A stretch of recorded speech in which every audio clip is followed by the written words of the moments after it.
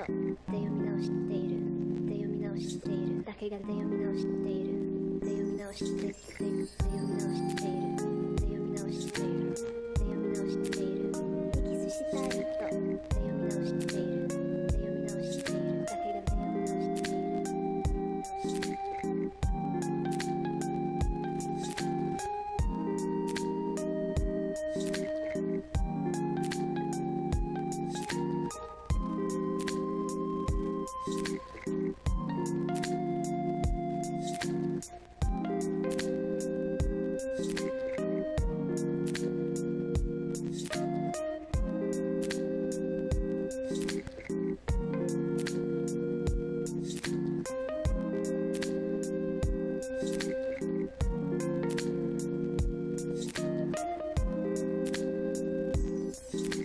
で読み直しているで読み直しているで読み直しているエキスしたいとで読み直しているで読み直しているだけがで読み直している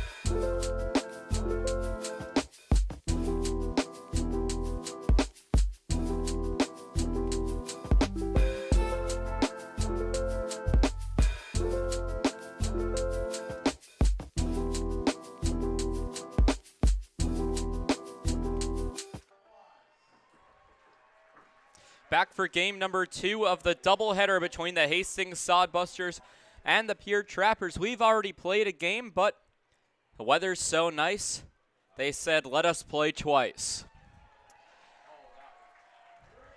Starting lineups for both teams in game number 2, the Hastings Sodbusters will go with the center fielder, number 13, Omar Jackson, leading things off. Cole Dawson, the third baseman, batting second.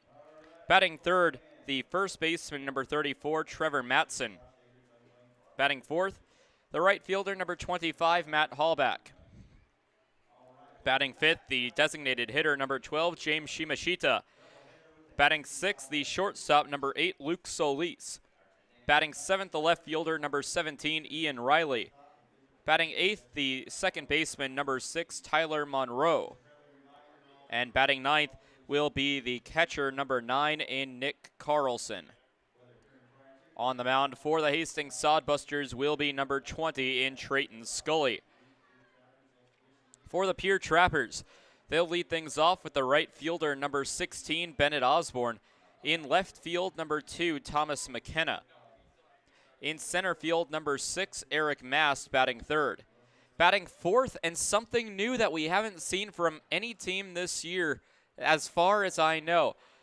Batting fourth, the pitcher, number 33, Caden Cardoso, getting the start on the bump and hitting for himself. Batting fifth, the catcher, number 30, Colin Adams. Batting sixth, the first baseman, number 28, Joey Bramonti. Batting seventh, the shortstop, number 27, in Garrett Hill. Batting eighth, the second baseman, number 20, Cole Yancey. And batting ninth, the third baseman, number 3, in Braden Cordes. Pitching for the Trappers, as we mentioned a little bit earlier, batting fourth in the lineup is Caden Cardoso. Has been impressive on the mound recently. Coach May and Coach Jamie for the Trappers said, you know what, let's let him start on the bump for game 2 of the doubleheader. And a new strategy coming from the Trappers as the pitcher will hit for himself. Of course, it helps that the starting pitcher is one of the better hitters on the team with 3 home runs on the season. This season on the bump, Caden Cardoso in 5 appearances has a 1-0 record with a 2.34 ERA. Has allowed 5 hits, 4 runs, 2 of them earned, walking 5 and striking out 7. His last appearance against the Souris Valley Saberdogs on the July 1st. He pitched 3 innings, 3 hits, 1 run. It was unearned. Walked 2, struck out 3. So for Caden Cardoso, and I actually have to correct myself as he came into pitch on July 3rd, pitched 1 inning, no hits, 1 run. It was unearned, walking 2 and striking out 2. So the Trappers will go with Caden Cardoso on the mound. As the starting lineup is announced for the Pierre Trappers, they'll go right to their positions as we're going to get first pitch underway here. First pitch scheduled to begin at 8:35. It was a mad dash between the 2 games in order to get these starting lineups. A lot of the players decided to eat. A lot of the interns decided to eat. It was a mad scramble to get everything ready, but I think we're all set. We're all good to go here for game number 2 between the Sodbusters and the Pierre Trappers. So Caden Cardoso will take the mound in his first start of the season and his 6th appearance overall.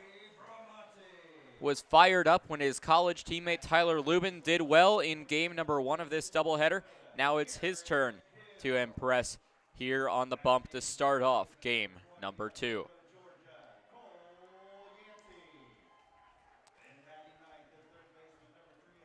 So no designated hitter, which means from the first inning until the end of the game, the pitcher for the Pierre Trappers will have to hit for themselves. So if a traditional PO or pitcher only comes into the ball game at some point in this game, it'll be very interesting to see how the Trappers play with what I'm going to call the National League dynamic, where the pitcher always hits for themselves and the strategy of pinch hitters and bunting could come into effect. Of course, Cardoso not going to be doing that as a well-rounded hitter. But if a pitcher only comes into the ballgame on the bump and has to take an at-bat, expect to see some pinch hitters and some players coming off the bench. So Caden Cardoso will start on the mound. He rode the pine in game 1 of this doubleheader as the Trappers will look to sweep the Hastings Sodbusters in this Saturday doubleheader. And don't forget, these two teams return tomorrow for a Sunday meeting. First pitch is scheduled for 5:35 in the series finale. This is a tiebreaker as the current series is tied at 1. So tomorrow, either one team will look for the series victory or the other team will look to split the 4-game series between the Busters and the Trappers. Same uniforms, navy blue socks, white pants with a navy blue stripe, navy blue uniforms, and navy blue caps for the Pierre Trappers. Green socks, gray pants, yellow uniforms with green and white hats for the Hastings Sodbusters. Defensive order for the Pierre Trappers, they'll have Thomas McKenna in left field, Eric Mast in center. Bennett Osborne will be the right fielder. At third base, it will be Braden Cordes. The shortstop is Garrett Hill. The second baseman is Cole Yancey, with the first baseman being Joey Bramante. Cardoso on the mound with Colin Adams behind the plate. For these Hastings Sodbusters, it will be Jackson, Dawson, Matson, Hallback, Shimashita, Solis, Riley, Monroe, and Carlson. And we are ready to get things underway in game number 2. First pitch scheduled for 8:35. We're just about a minute away from that. As here comes the first pitch from Caden Cardoso. It will hit the strike zone high for a strike first pitch at 8:34 p.m.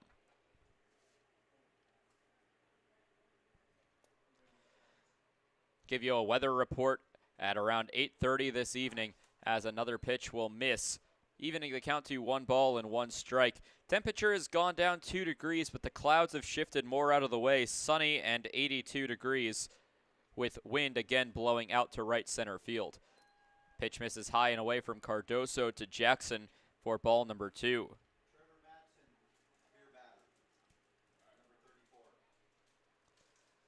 So a 2-1 count to the leadoff batter of game number 2 of the doubleheader. A big swing and a miss against Cardoso's pitch for strike number 2. Cardoso batting 4th in the lineup is the first time the Trappers have either used or seen their opponents use a pitcher in the batting order from the start of the game. 2-2 called, strike number 3, and a good start for Caden Cardoso.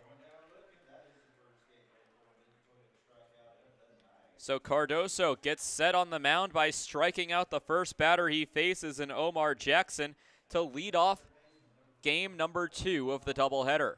1 out. First game went about 2 hours and 20 minutes. If we follow that same exact time, set for the final out to be recorded somewhere at around 11 o'clock. So here comes the first pitch of the new batter, Cole Dawson. The pitch will go high and tight for ball number 1. Dawson was the leadoff batter in the first game of this doubleheader. Went 1 for 2 with a pair of walks. Pitch high and inside again.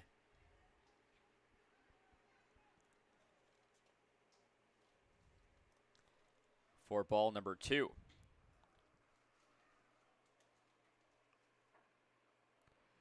So now a swing and a foul ball heading onto Capitol Avenue will push the count to 2 balls and 1 strike to Dawson. Dawson batting .328 on the season. Trevor Matson on deck.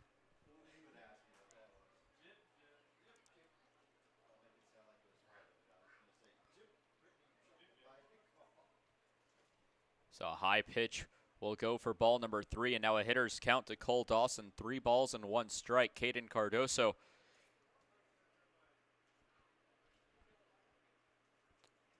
working through today's ball game. As the starting pitcher, a called strike will run the count full. 3 balls and 2 strikes. This game a makeup of the rainout on May 27th. First game of this doubleheader was the originally scheduled game for this day, as a swing and a miss for strike number 3. It's strikeout number 2 of the ball game, and 2 batters faced by Caden Cardoso.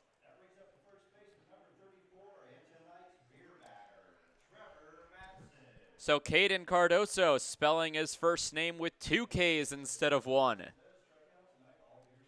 As it will bring up Trevor Matson. Matson announced as the beer batter for game 2. Coming back from a suspension in the first game of this doubleheader, as the first pitch will fall in for a strike. Matson went 0 for 3 with a strikeout. Pitch will be called a strike for strike number 2 of the at-bat.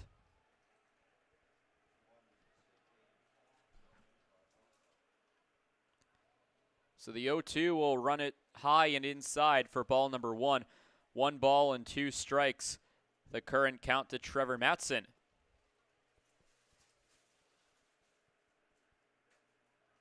Matson batting .317 on the year. As a pitch low and away will even the count to 2 balls and 2 strikes. Trevor Matson, the Arcadia University Knight out of Riverside, California, went 3 for 11 in the first series against the Trappers, as a pitch will go low and put the count full to Matson. 3 balls and 2 strikes. 2 outs here in the top of the first, excuse me. Top of the first of the second game, I should say. So now a payoff pitch from Caden Cardoso, a dribbler over to the shortstop in Garrett Hill, who fires onto first base. Outreaching is the tall Bramante in time for the out. So a 6-3 ground out as the Sodbusters go 3 up, 3 down in the top of the first. It'll be Osborne, McKenna, and Mast leading things off when we come back. No runs, no hits, no errors, and nobody left on base. We're through the top of the first here from Hyde Stadium.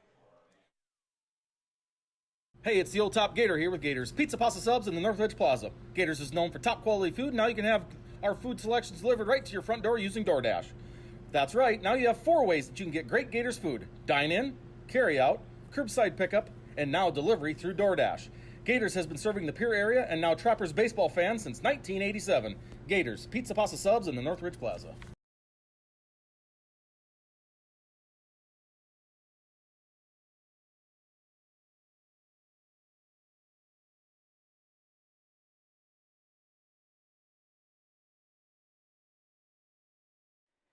Dan-O's Marine is a proud partner of Pierre Trappers Baseball.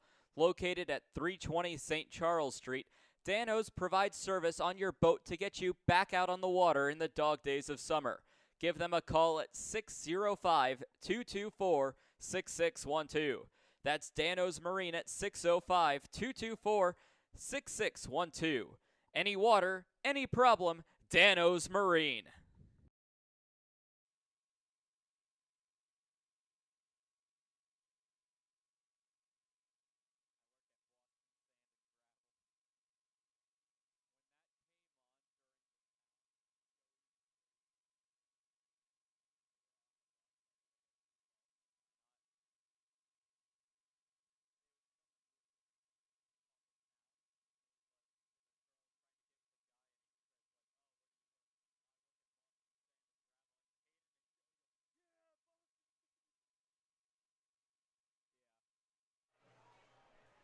Bottom of the first inning about to get underway. The Trappers will lead things off with the right fielder Bennett Osborne, then McKenna and Mass, the 3 outfielders, lead things off in the bottom of the first.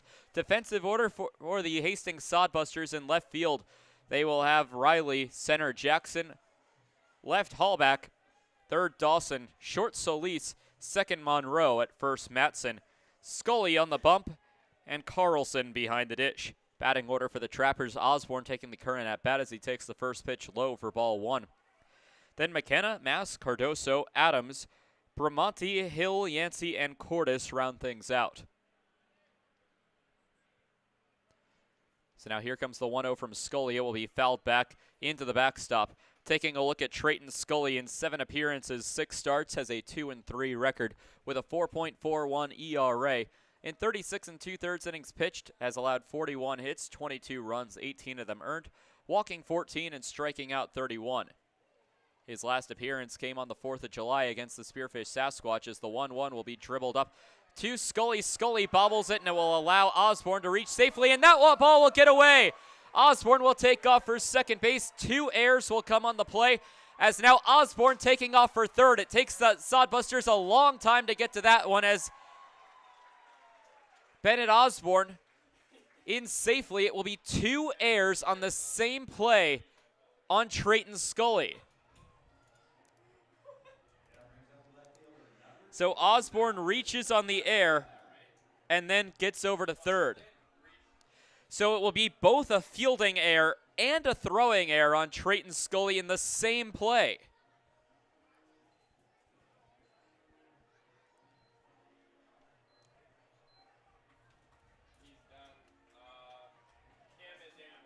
And so now Osborne, that's going to be his night.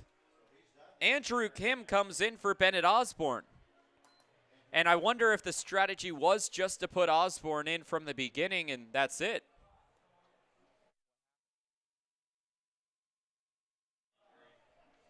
So Andrew Kim comes into the ballgame as the first pitch to the new batter, Thomas McKenna, will fall in for a strike.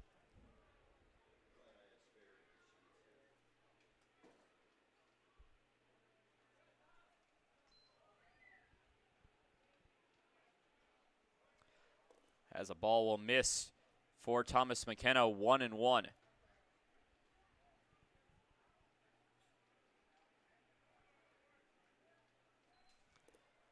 One will miss. We'll put the count to 2 balls and 1 strike.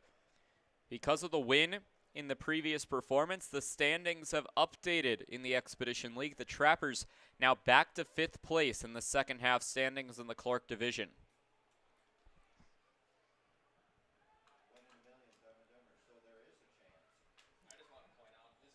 2-1. So no runs, no hits, 2 errors for the Sodbusters, and then on the Trappers side of things, 0s across the board. Very unique scoreboard.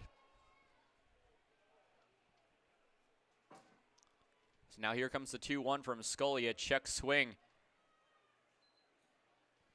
Will go low for ball number 3. We'll push the count to 3 balls and 1 strike, still nobody out in the inning. So a further in-depth look at the Clark Division standings in the second half right now. Nothing has been shaken up at the top yet.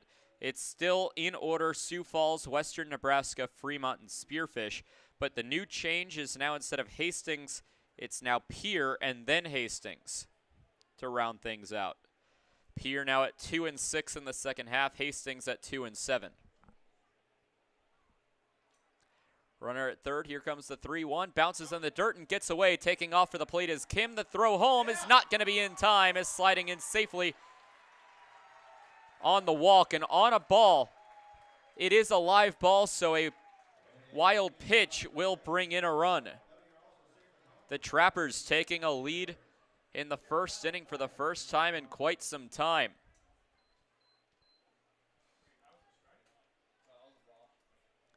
So a walk to Thomas McKenna will drive in Andrew Kim, bringing up Eric Mast.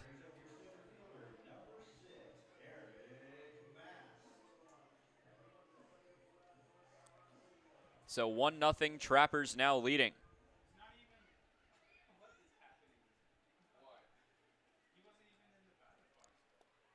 Pickoff attempt back to first base, but back in safely is McKenna, who's the starting left fielder today, not a traditional outfielder, typically stays between second base and catcher, but venturing out into the far lands and left.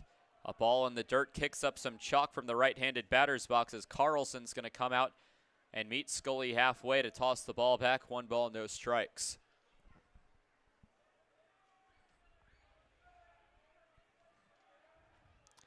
Now a throw back over to Thomas McKenna, And Bennett Osborne, pinch ran for by Andrew Kim, had to run all the way to third base, had been nursing a leg injury, and I can only imagine that it was something related to that leg/hamstring injury that pulled him from the game in the first inning. So 2 balls, no strikes on another pitch from Scully that misses in the dirt to Eric Mast. It's 1-0 Pierre here in the bottom of the first.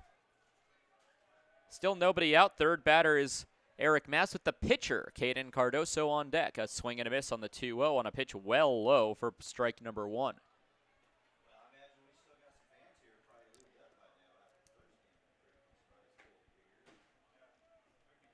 Hastings now 5.5 back on the division-leading Sioux Falls Sunfish. Trappers exactly 5 back. So they can switch spots again if Hastings pulls this out.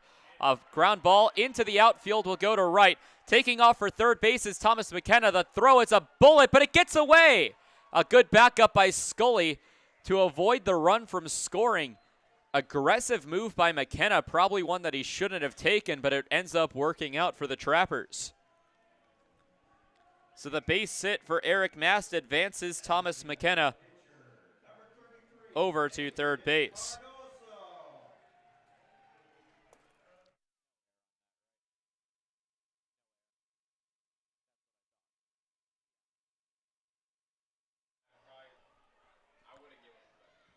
So now it will be Caden Cardoso, the pitcher, in a rare spot. We don't usually see the pitcher in the starting lineup in the batting order. He'll take the first pitch for a ball. But of course, Cardoso, one of the better Trapper batters. He's on a 5-game hitting streak right now, including 4 doubles and 3 home runs this season on 21 base hits. Taking off for second goes Mast on a foul ball. The hit and run is given up as it will even the count to 1 ball and 1 strike.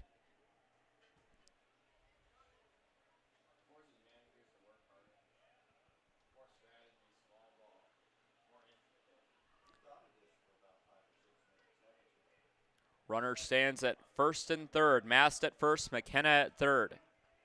It's been a good start to the ball game for Pierre.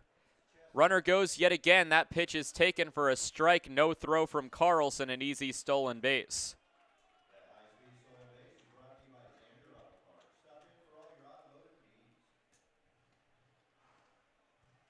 So it'll be a 1-2 count now to Caden Cardoso with 2 runners in scoring position. Colin Adams, the catcher, who went yard in the last game, is on deck.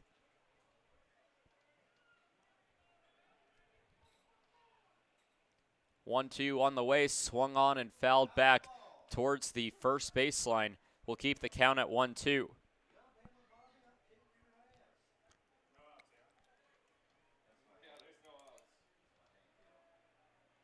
So the Sioux Falls Sunfish, the Trappers have been used to them, but they currently lead the Clark division in the second half with a 7-1 record. Their lone loss this half came on the 4th of July to the Pierre Trappers. A fly ball heading onto Capitol. The fence being somebody's best friend, as that was going to go right through a car window.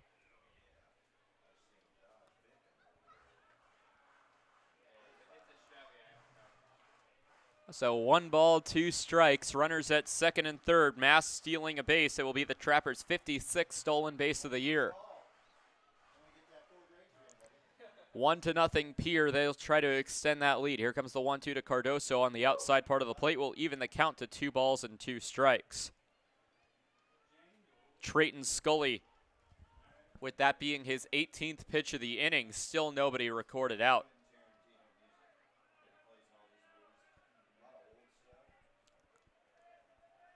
2-2. Scully sets and fires on a pitch low. A good block by Carlson to keep the runners where they are as the count will run full for Caden Cardoso.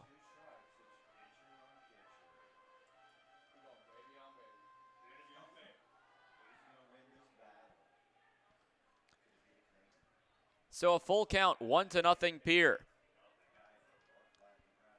The pitch from Scully, a line drive down the right field line. That's a fair ball. In to score is McKenna. Here comes Mast. Cardoso rounds first. It rolled all the way to the wall as Cardoso will have a 2 RBI double. The pitcher helping his own cause.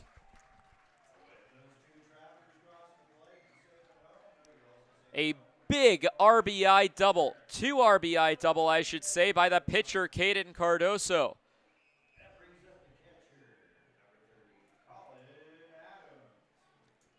So McKenna and Mass both come around to score on the bases clearing 2 RBI double. All 4 runners so far have reached, as it will bring up Colin Adams, who went yard to right center field in his last at-bat. Or his last game, excuse me. And that's a fly ball deep to left field. That one should stay in the ballpark, as reaching for it, and that will drop for a base hit. Unable to come up with it was Riley or Jackson. It will be a double for Colin Adams. Unsure what really happened there. There's a conversation between Jackson and Riley in left center field. It will be a double for Colin Adams. Officially scored as a double, simply just unsure of what happened out there, as now there will be a meeting at the mound. This looks like the assistant coach, no, that is Chandler Wagoner talking to Trayton Scully. So Caden Cardoso now at third base after the double.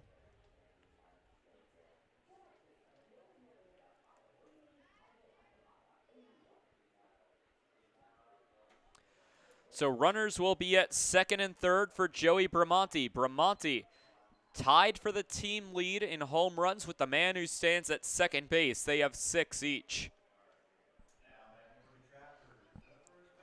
So if you think about it in this context, Bramonte and Adams combined for 12 home runs on the season.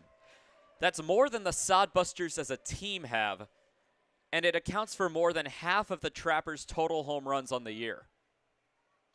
As a ground ball up the middle, that'll be a base hit. In to score comes Cardoso. Adams rounds third, coming home.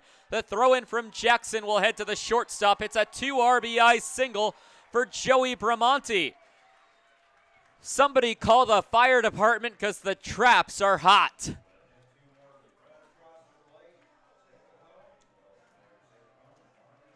Five to nothing here in the bottom of the first inning. It'll bring up Garrett Hill. So the Bramonte 2 RBI single drives in both Cardoso and Colin Adams. Trappers have certainly given up a lot of high-scoring innings, but today they've had 2.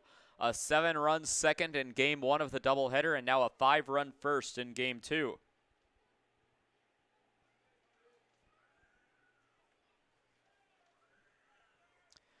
The pitch and a line drive hit to right center field. Chasing back towards the wall. That drops for a base hit. Rounding first and heading for second is Garrett Hill. Coming home is Joey Bramonte. The throw will be not in time, and it's another double for the Pierre Trappers. Still nobody out in the inning. It's the 3rd double of the inning for the Pierre Trappers. Adams and Cardoso both had doubles, as Bramonte will go from first all the way home.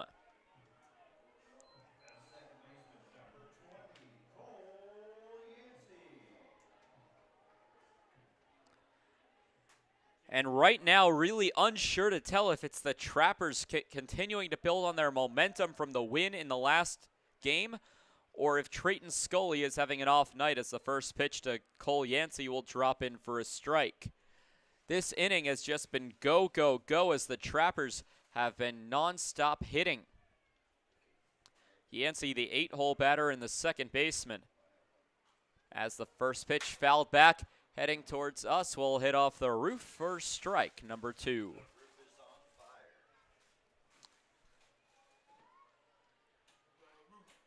And the Trapper fans here at Hyde Stadium have certainly been given a treat.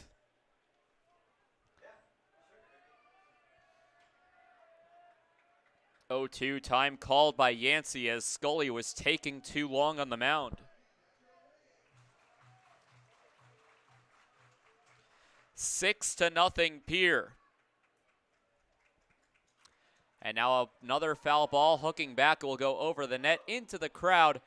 And a fan next to the Trappers dugout making a good one-handed play as the count remains 0-2. Now the Trappers need to ensure that they don't get too comfortable with a large lead, as in the last game they took a 7-2 lead and let the Sodbusters chip away. Luckily for them, as another foul ball will go into the crowd. The Sodbusters comeback came up just shy, 2 runs shy, but the Trappers need to continue playing for the remaining 6 innings of this ball game. Defensively, that is. 5 hits this inning, 6 runs have scored. The 0-2 line drive to left field. Riley underneath that one will reach up to make the catch. And a sigh of relief for the Sodbusters, as that will record out number 1.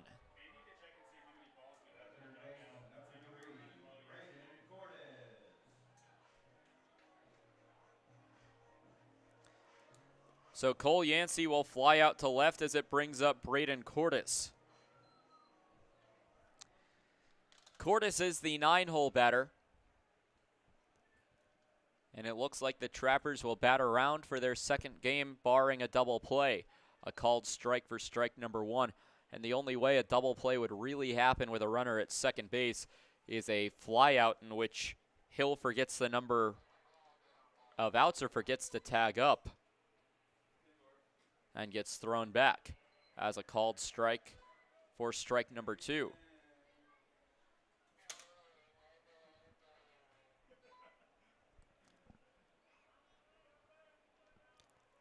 Big inning for the Trappers.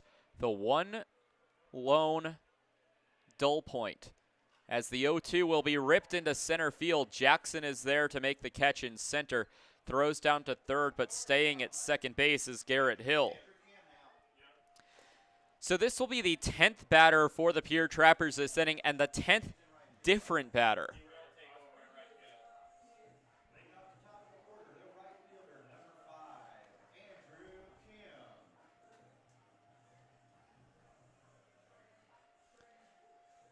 So Kim, in game 1 of this doubleheader, went 1 for 2 in 3 plate appearances, as the first pitch will go low for ball number 1.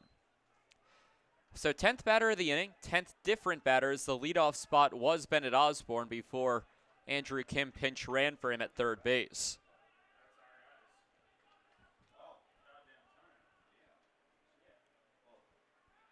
(1-0). The pitch from Scully will go low in the dirt for ball number 2.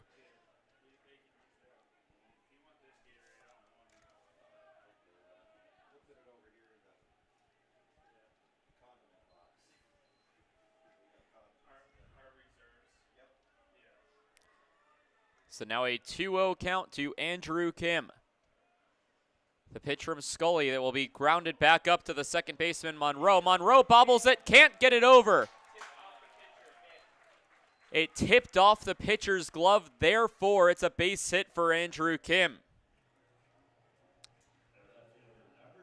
So Monroe thankful that he will not be charged with an error, as Thomas McKenna will become the first batter in 11 batters to come up for the second time today.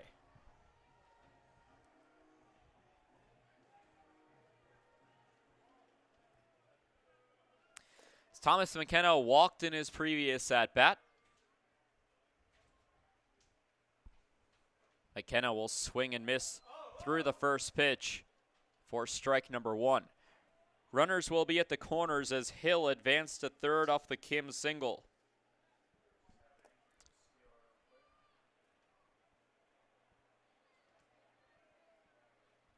An 0-1 count.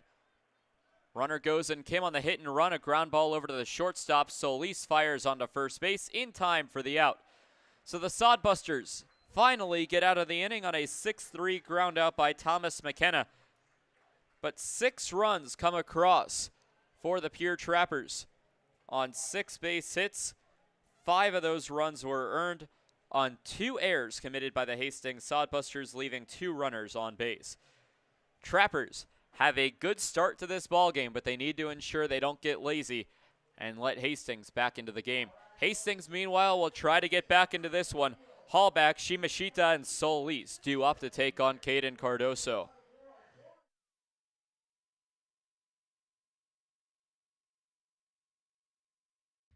When it comes to clothing in the capital area, Total Beauty and Speedway Laundry have you covered.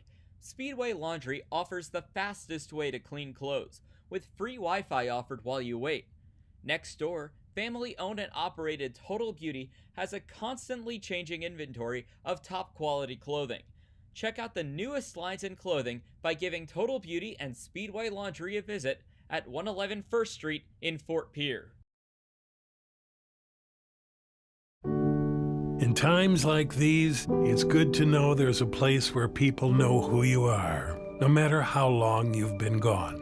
A place where the smells of home cooking are still in the air, where a simple wave warms your heart, and sharing stories with family, friends, and your community is just a way of life. Yes, in times like these, it's good to be home. Farmers Union Insurance, protecting what's important in life.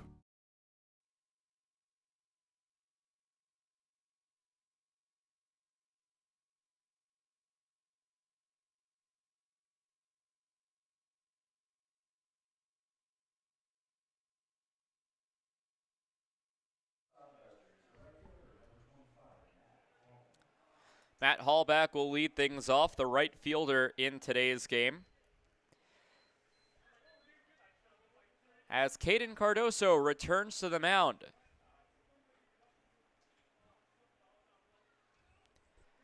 First pitch will catch the strike zone for strike number 1. No balls and 1 strike.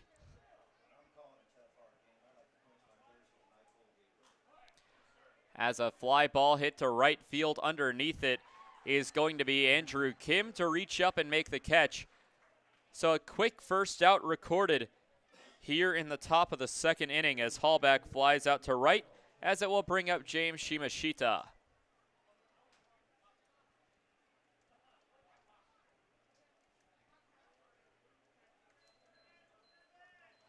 Shimashita wearing number 12 as opposed to his normal 28.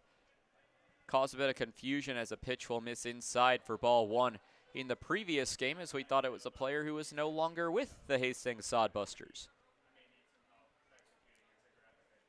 A 1-0 count is swung on and missed by Shimashita for strike number 1. Shimashita in a pinch hit appearance in the last inning singled in the 6th, but was stranded at first. The 1-1 is swung on and missed for strike number 2.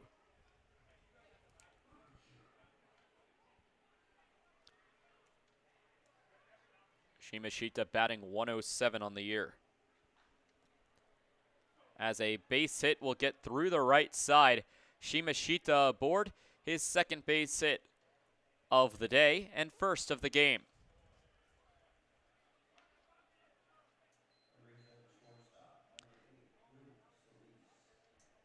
So a base hit for Shimashita will bring up Luke Solis. Solis in the last game went 0 for 2 with a walk and a hit by pitch. First pitch swinging back towards the Sodbuster dugout for strike 1.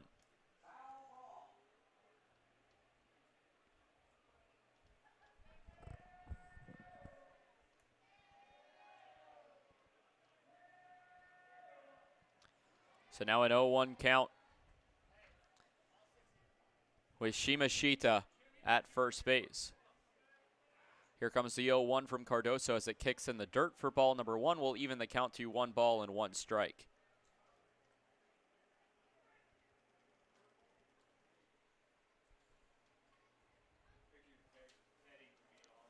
Solis batting 171, including yesterday, the first game of this doubleheader.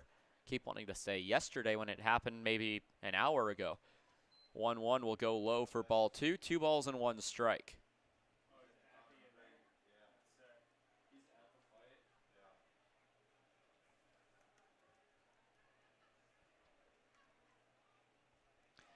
As a pitch, 2-1 will catch the strike zone.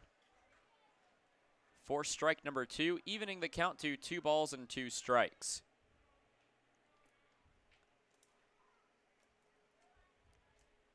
Elsewhere in the Clark Division second half standings, the middle of the standings, and the closest that the Trappers and Sodbusters are as time is called. Fremont at 6-2. are 1 game back on the Sioux Falls Sunfish. They play later tonight as a 2-2 count. Will go low and away for ball number 3. Full count will go. And then Spearfish, the closest to both the Trappers and the Sodbusters, they sit at 4-4, are 3 games back on the division-leading Sioux Falls Sunfish. A ground ball up the left side. It will roll foul, keeping the count 3-2. And I should correct myself, as that game between the Sunfish and the Moo will most likely not get underway tonight, as flooded field conditions. Saw a picture from Moeller Field today. The outfield looked like a lake. It was that bad. Some storms hit the Omaha-Fremont area yesterday, as a ball will go for ball number 4 and put Solis on with a walk, driving Shimashita into scoring position.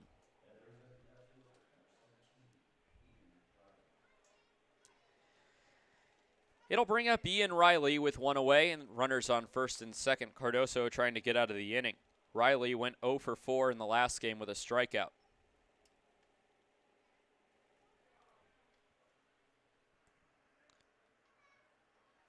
Elsewhere in the Expedition League, bottom of the 5th, Payos and Big Sticks tied at 2 as a pitch misses for ball number 1. Top of the 7th at Corbett Field, Saberdogs lead the Whiskey Jacks 7-3. And top of the 4th from Spearfish, South Dakota, Canyon County leading Spearfish 5-4. Top of the 1st between Mining City and Casper, as the 1-0 catches the strike zone to even the count to 1 ball and 1 strike. But that game's scoreless between the Horseheads and the Tommyknockers.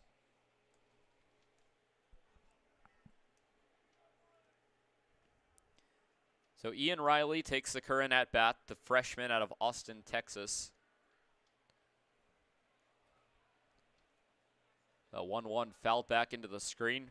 Will go for strike number 2 of the at-bat. 1 away here in the top of the 2nd. Trappers lead 6-0. Only 1 base hit for the Sodbusters so far today. It came earlier in the inning by James Shimashita.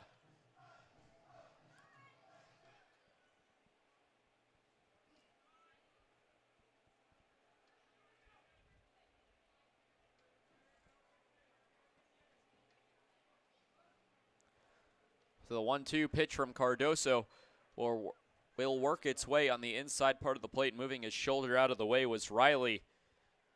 We're currently in the 9th inning that's played today as a 7-inning first game. And now we're in the 2nd inning of the 2nd game. 7 plus 2 is 9, so most players used to playing this much. And in the later innings, a one-handed swing by Ian Riley as he goes down on strikes will become the 3rd victim of strikes.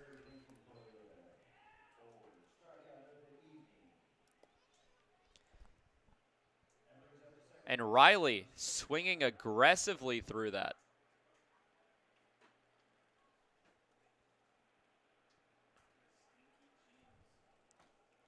So Tyler Monroe becomes the new batter. Monroe wearing number 6 for the Sodbusters, as the first pitch will miss for ball 1. Monroe did not play in the last game, nor did he play in the series opener. For Monroe, his last appearance was game 2 of the Fremont series, where he went 1 for 3 with an RBI walk and a strikeout. Cardoso steps off the mound for just a moment, and the count will remain 1-0 to Tyler Monroe.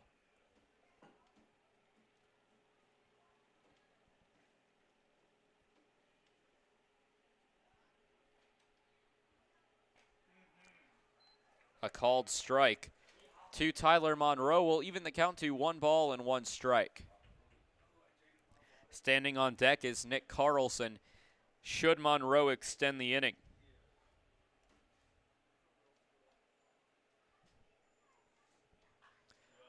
As a pop fly heading over to left field in foul territory, Cordes racing after it, but it will land in the Sodbuster bullpen for strike number 2.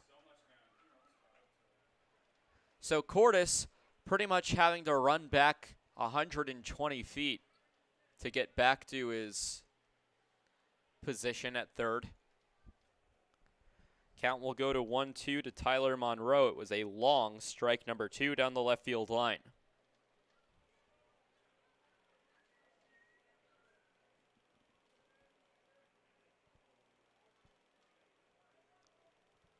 1 ball, 2 strikes.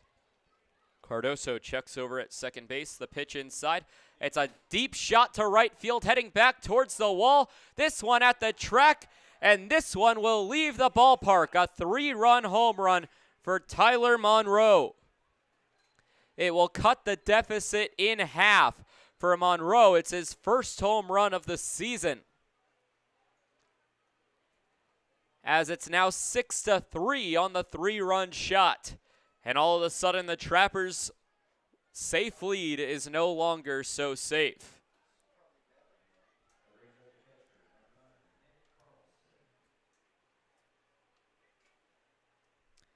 So Cardoso lets up a home run, making it a 6-3 ball game.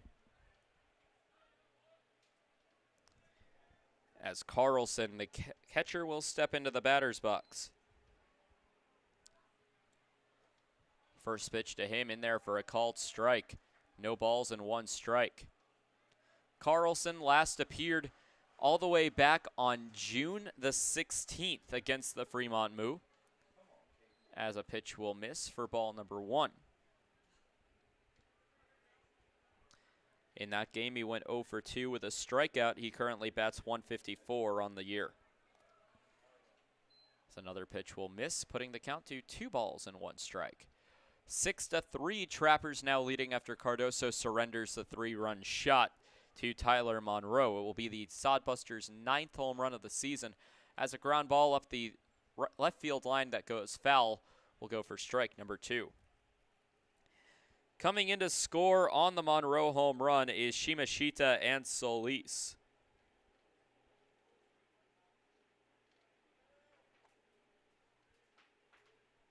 It's only the second base hit of the game for the Sodbusters, as the 2-2, 3-2 will miss for ball 4.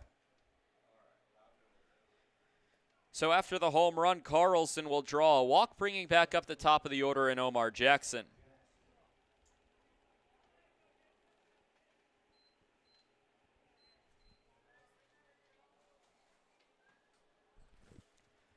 So Jackson steps into the batter's box, runner at first base, 2 outs here in the top of the second. That's a shot to right field, as that will get through for a base hit. Rounding second and heading for third, here comes the bullet throw from Kim down to third base. That skips away from Cordes. In to score will be Nick Carlson. And now the throw down to third, nobody covering. And sloppy baseball from the Pierre Trappers. This is exactly what I was talking about. The Trappers score a boatload of runs, got too comfortable, and are playing sloppy baseball here in the top of the second.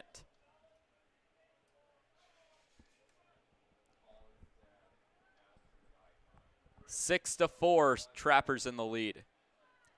And air will go on to the third baseman in Braden Cordes.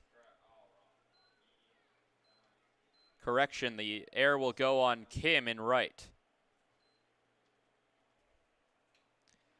So the first pitch will plunk Cole Dawson in the helmet, 2 runners aboard, as Samuel Barrett, the home plate umpire, will toss the ball back to Cardoso.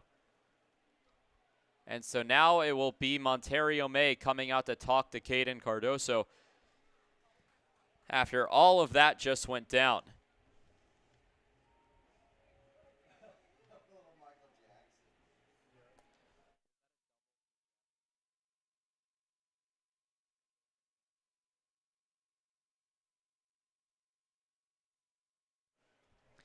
So in the previous play, Jackson singled, got to second on the throw in, and then advanced to third on the air by the right fielder in Kim.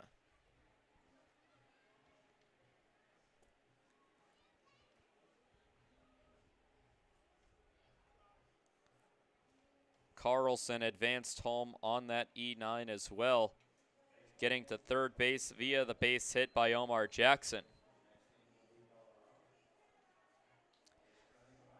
So it's now 6-4. Trappers still lead, but a run 90 feet away for the Sodbusters. Runners at the corners after Dawson was plunked in the helmet. It'll bring up Trevor Matson. First pitch to Matson, a called strike.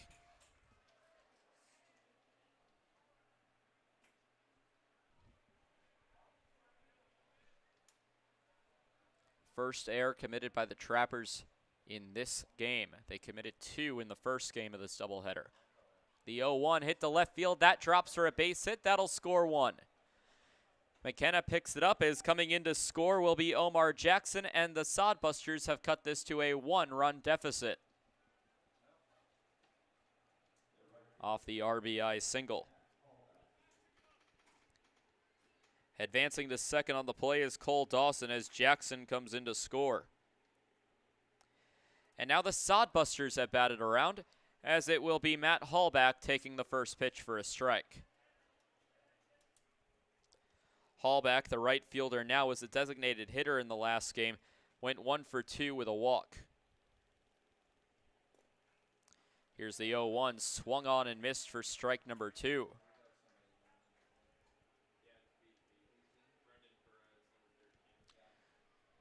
Action going in the Trappers bullpen. It's Brendan Perez.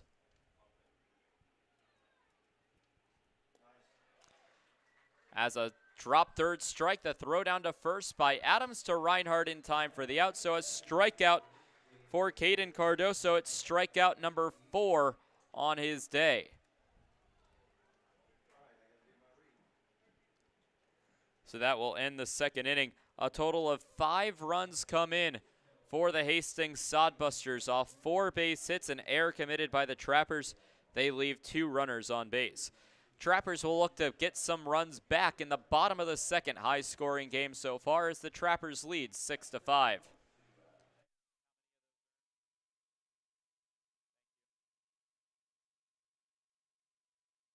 Hey, it's the old top Gator here with Gators Pizza Pasta Subs in the Northridge Plaza. Gators is known for top quality food. Now you can have our food selections delivered right to your front door using DoorDash. That's right, now you have 4 ways that you can get great Gators food: dine in, carry out, curbside pickup, and now delivery through DoorDash. Gators has been serving the Pierre area and now Trappers baseball fans since 1987. Gators Pizza Pasta Subs in the Northridge Plaza. Dano's Marine is a proud partner of Pierre Trappers Baseball. Located at 320 St. Charles Street, Dano's provides service on your boat to get you back out on the water in the dog days of summer. Give them a call at 605-224-6612. That's Dano's Marine at 605-224-6612. Any water, any problem, Dano's Marine.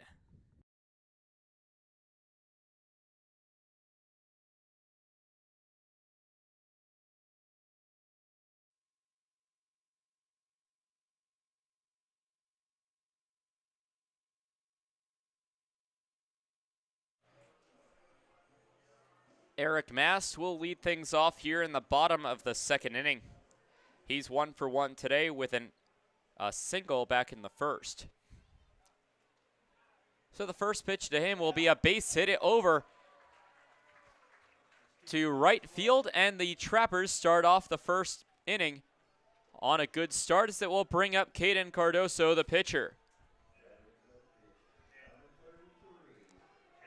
So Caden Cardoso will become the new batter.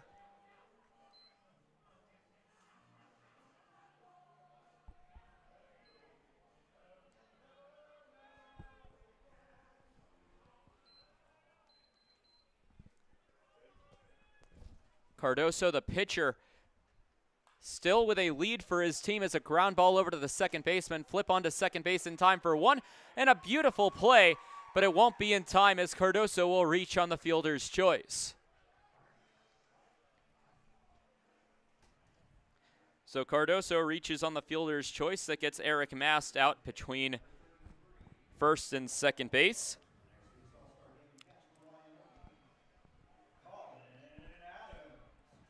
It will bring up Colin Adams now with 1 away.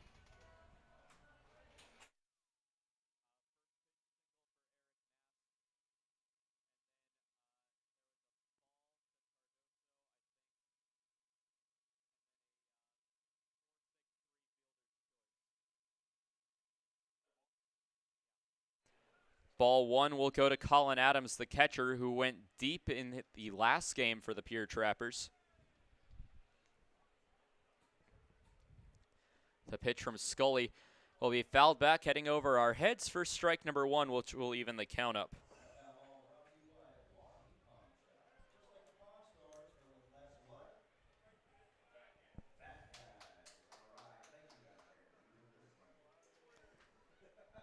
1 ball, 1 strike to Colin Adams, who doubled in his last at-bat. Will send a ball to deep left field. Chasing back is Riley. Has room at the track. Will reach up and make the catch. Sent a shot out to deep left. Unfortunately for Adams, not deep enough. It'll bring up Joey Bramonte now with 2 away and a runner at first base in Caden Cardoso.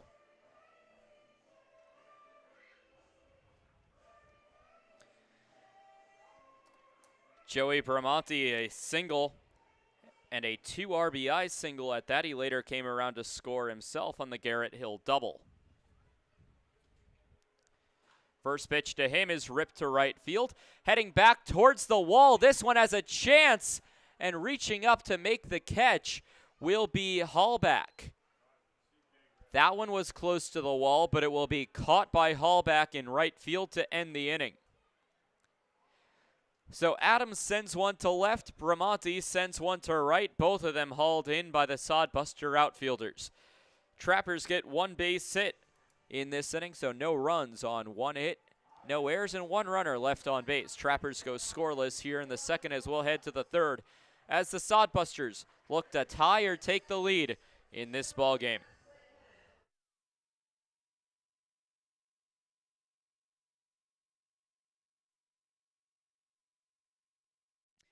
Wow, Shell's Quick Stop is the place to go for a variety of food, drinks, fishing tackle, and more. Hungry? Come on down for breakfast pizza, burritos, biscuits and gravy, soup, salad, and wraps. Thirsty? Try their hot and cold espresso drinks, lattes, frappuccinos, and milkshakes from the drive-up window. Heading down to the water? Stop by to pick up minnows, crawlers, and leeches to secure the big bites. All of it's down at Shell's at 621 West Sioux Avenue. The Governor's Inn is the exclusive motel partner of the Pierre Trappers. Check out the special Trappers rate for your visit to Pierre and Hyde Stadium this summer. Call 605-224-4200 directly to get the Trappers rate. With free wireless internet, a deluxe breakfast, and an indoor pool and hot tub, there's no reason not to stop at the Governor's Inn.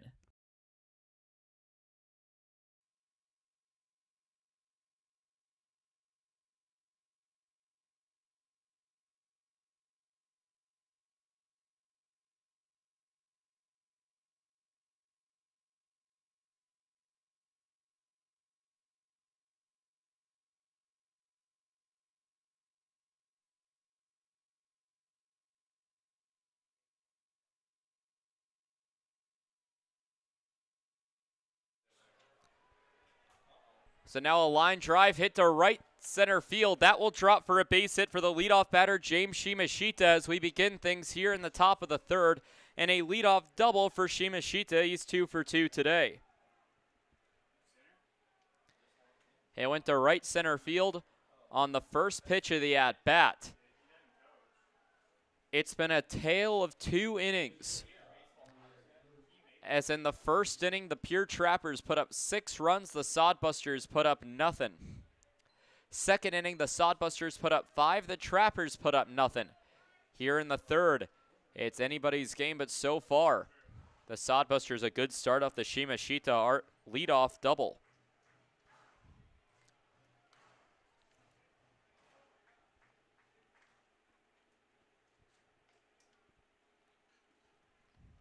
Now here comes the 1-0 from Cardoso. It goes right down the heart of the plate for strike number 1.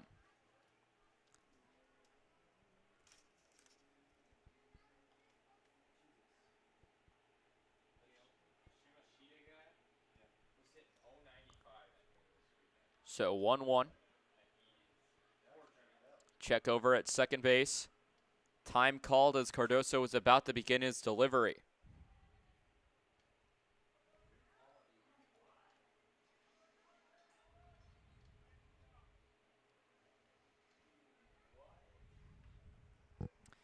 Again, this game a makeup of the game on May 27th as a check swing called for strike number 2. So with this game being a makeup of that game on May 27th, the question has to be asked, does this count on the first half record or does it count on the second half record?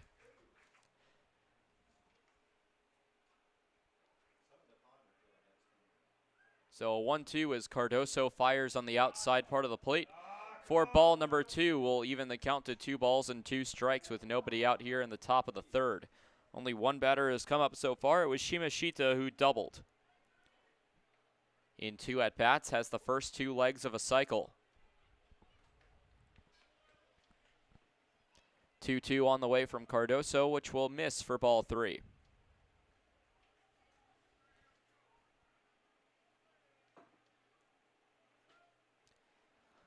Now a full count from Caden Cardoso to Luke Solis, who walked and came around to score in his last at-bat.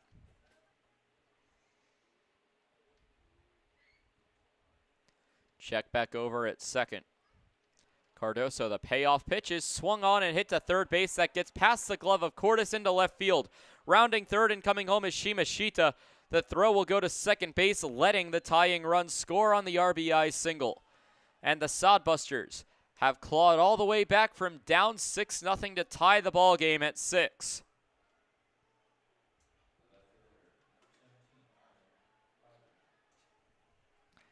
So Solis will single that drives in Shimashita.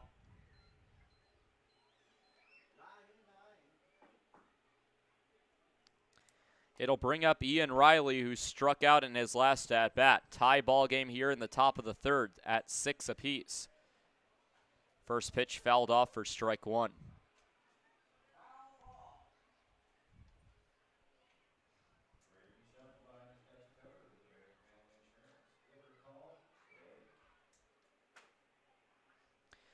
We're only in the third inning, and the line score's looking like it could be the 6th.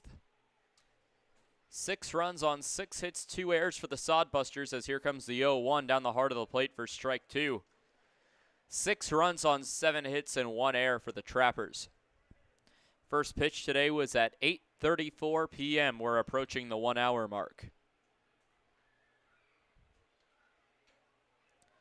The 0-2 taking off for second base and giving up the hit and run play as the count will remain 0-2.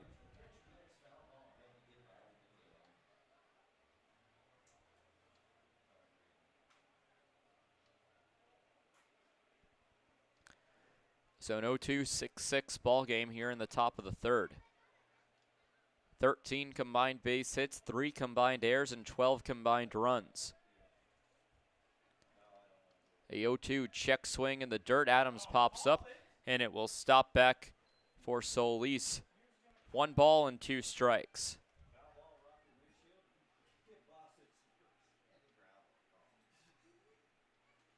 Samuel Barrett, the home plate umpire, with Tristan Jones in the field.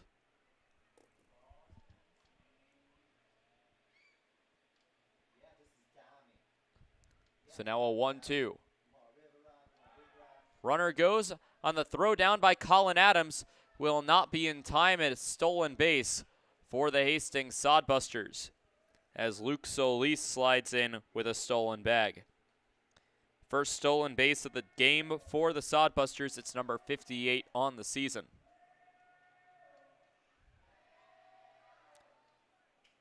Two-two count to Ian Riley. Struck out on a one-handed swing in his last at-bat.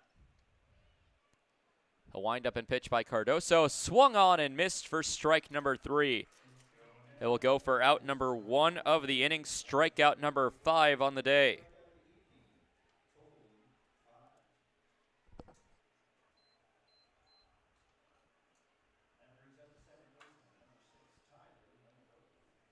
It'll bring up Tyler Monroe, who had the 3-run home run to start off the Sodbuster scoring.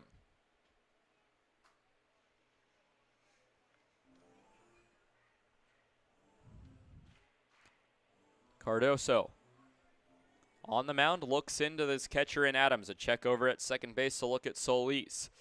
The kick and fire on the first pitch, a bunt laid down the line, hooking foul. It will hook back fair, but knocking it foul was Braden Cordes. That almost came back.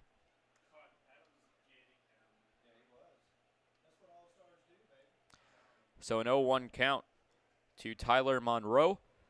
A second home run here would make it an 8-6 ball game in favor of Hastings.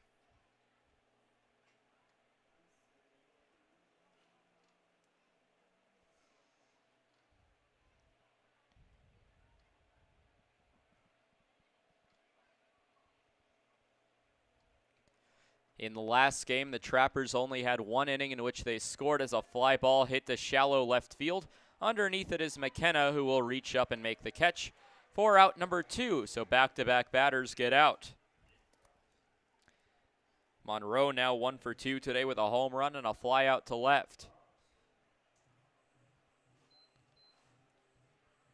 It'll bring up Nick Carlson. Walked and came around to score in his last plate appearance in the second inning.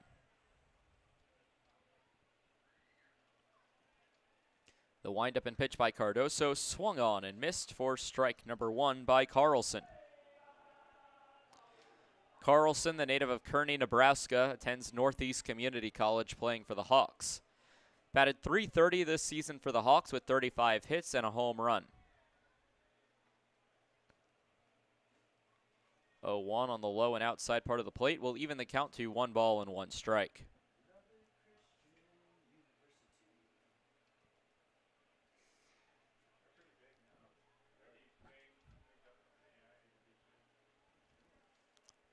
So a 1-1 count and a swing and a foul ball back into the screen will go for strike number 2, and Cardoso just a strike away from getting out of this inning in a tie ball game. Cardoso helped his own cause back in the first inning with a 2 RBI double. However, since then, Hastings has come back to tie the ball game from down 6. Has been an entertaining first 3 innings. As the 1-2, Cardoso checks back over at second base. The windup and pitch on the outside part of the plate for ball number 2 will even the count to 2 balls and 2 strikes.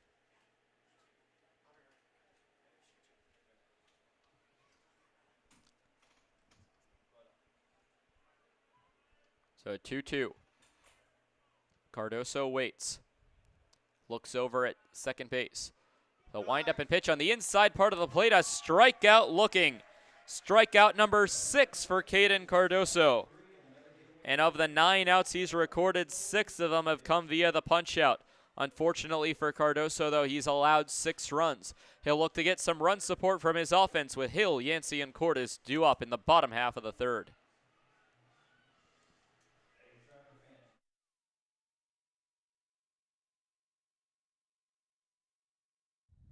Total Beauty and Speedway Laundry are your homes for everything clothing in the capital area. Since 2010, Total Beauty has offered great customer service and competitive prices. Next door at Speedway Laundry, they have you covered for a fast, convenient way to wash and dry your clothes and other household items, including king-size comforters. Visit them at 111 First Street in Fort Pierre.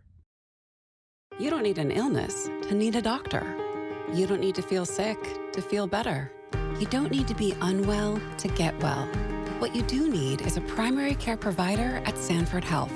Better healthcare starts with regular wellness visits and a familiar face who knows you, your concerns, and your goals. We're here before you need us. We're here when you need us. We're here after you need us.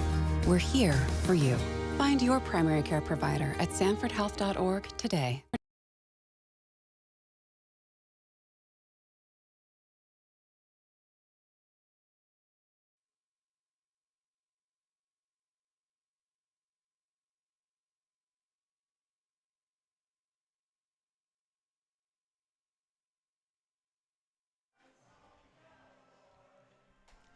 Bottom of the 3rd in a tie ball game here from Hyde Stadium between the Hastings Sodbusters and the Pierre Trappers. Garrett Hill, who doubled in his first at-bat, will get the at-bat here in the bottom of the 3rd. Play ball is given to Trayton Scully, the pitcher for the Hastings Sodbusters. Had a rough first inning, but has since settled down.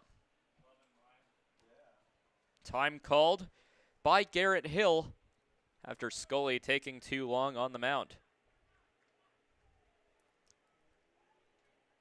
Previous inning for the Hastings Sodbusters. 1 run came across. It was earned against Caden Cardoso as the first pitch will miss for a ball. 2 base hits, no errors committed. They left 1 runner left on base. As a pitch goes low to put the count to 2 balls and no strikes. Trappers only scored in 1 inning in the last game. However, it was enough. 7 runs. Hastings only scored 5. As the 2-0 goes low, 3 balls and no strikes. This game, the Trappers putting up another big inning, 6 in the first. Hastings then followed it up with a 5-run second as a called strike on a 3-0 count will drive Hill back into the batter's box.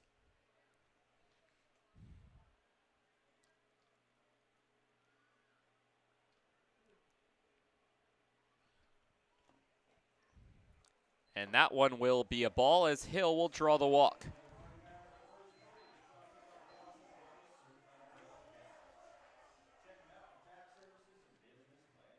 So a walk to the leadoff batter in Garrett Hill will bring up Cole Yancey.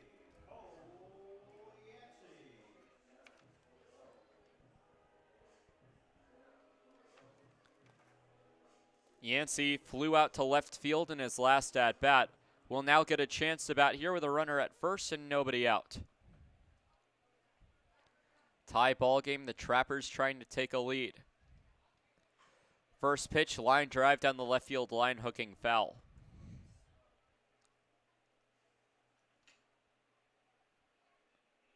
Sodbusters 6, Trappers 6 here in the bottom of the third.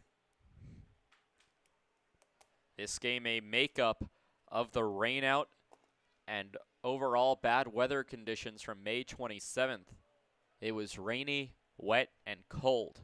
Enough for the Expedition League to pull the plug on the game. As the 0-1 will be ripped to right field, straight to the right fielder and Hallback, who fires back down to first base. Hit back in safely is going to be Garrett Hill.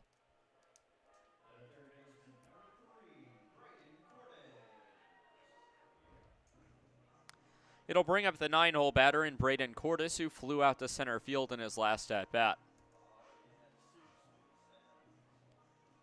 Trappers currently out hitting the Sodbusters 7-6. Sodbusters winning in the air category. Sodbusters committed 2 errors. The Trappers committed 1.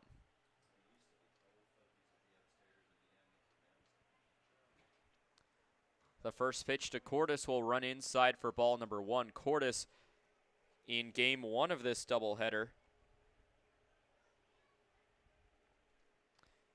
Excuse me, Cordes yesterday in game 1 of this series. As the runner goes, the throw down to second base is going to be in time, and a beautiful throw by Carlson to gun out Garrett Hill at second base for out number 2 of the inning.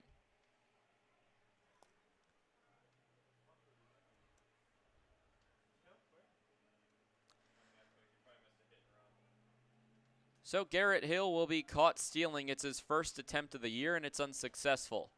A called strike will push the count to 2 balls and 1 strike.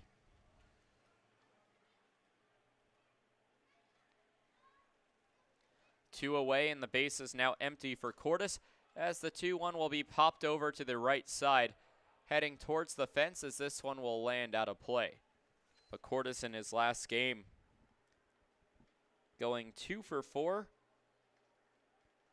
with a pair of runs.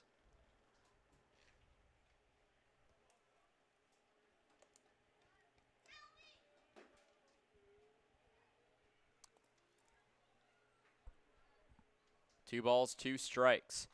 The pitch and a foul ball heading straight back over our heads for strike, keeping the count with 2 balls and 2 strikes. Braden Cordes entered today's game with a .230 batting average. He's 0 for 1 today with a fly out to center. The 2-2 from Trayton Scully. The windup and pitch and a ground ball over to third. Popped off, will go into Solis' glove. No throw, as that one would have been something amazing as it popped out of Dawson's glove at third into Solis' glove. Just couldn't get the throw off. So will go down as an error on the third baseman. Be the 3rd error of the ball game committed by Hastings. They're now up to 68 errors on the season.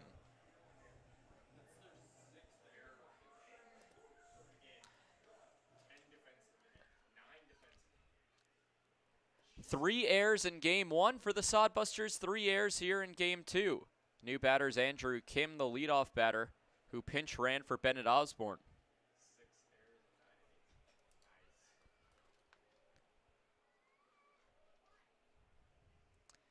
And the Sodbusters, thankful that the pitch will go low for ball number 2.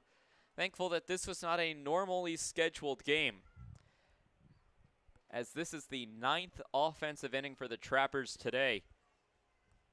Hastings would have committed 6 errors in a regularly scheduled 9-inning game.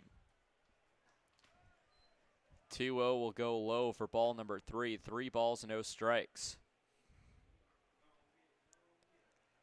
So red light should be on for Andrew Kim. He did single in his lone at bat. Pickoff attempt, but back in safely is Braden Cordes at first base. Sodbusters 6, Trappers 6, bottom of the 3rd.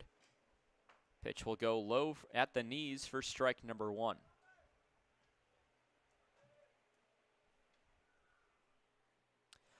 These two teams will meet up again tomorrow for the series finale at 5:35 here from Hyde Stadium. 3-1 on its way on the outside part of the plate. Will catch the strike zone for strike number 2, and the count will go full to Andrew Kim. 3 balls and 2 strikes with 2 away.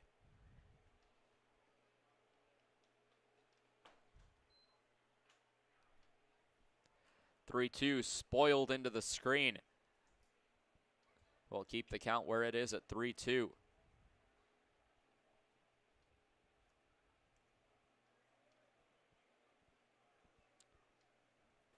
The Badlands Big Sticks lead the current Lewis division in the second half at 4-3. Half a game back as another pitch fouled back. Keeping the count at 3-2, Kim battling in this at-bat against Scully. But half a game back on the 4-4 Mining City Tommyknockers and Souris Valley Saberdogs. Very tight race in the Lewis division, a stark contrast from the Clark. 3-2, runner at first, bottom of the 3rd. The pitch from Scully to Kim. A ground ball to Solis. Solis will fire onto first base. Matson is able to get there for the out. So a 6-3 ground out will end things here in the 3rd. As Kim grounds out to end the inning, no runs on no hits, 1 error committed, and 1 runner left on base. We're through a 3rd of this ball game with innings 1, 2, and 3 come and gone, and we're tied at 6 apiece. Sodbusters will come up to the plate with the top of the order. Jackson, Dawson, and Matson due up.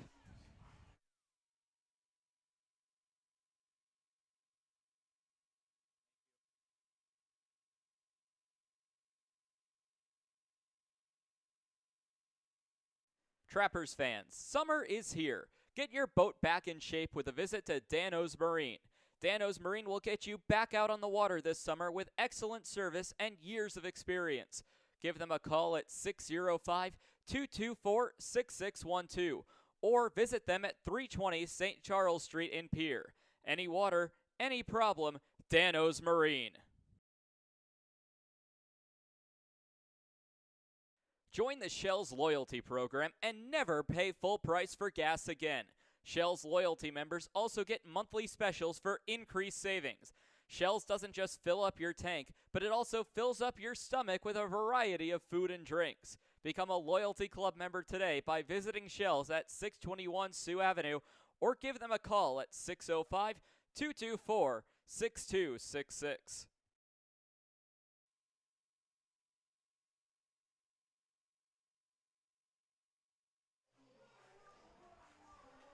Welcome back for the top of the 4th inning. Top of the order due up for the Hastings Sodbusters in Jackson, Dawson, and Matson. A new pitcher for the Pierre Trappers in Brendan Perez will relieve Caden Cardoso. So Cardoso will be locked in with a no decision, leaving in a tied ball game. Brendan Perez will take the baseball.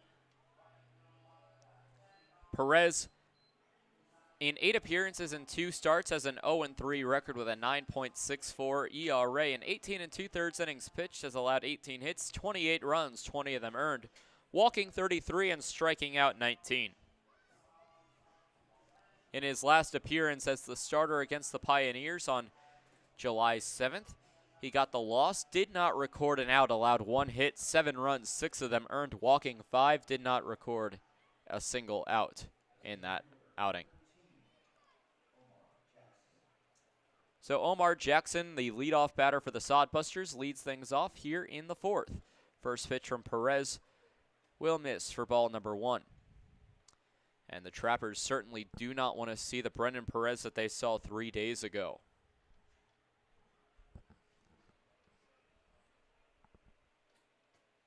So a 1-0, that one will miss. And some signs of that already as the first baseman Joey Bramante playing closer, the infield further in than the middle infield. 2-0 on the way. That one catches the strike zone for strike number 1, so 2 balls and 1 strike.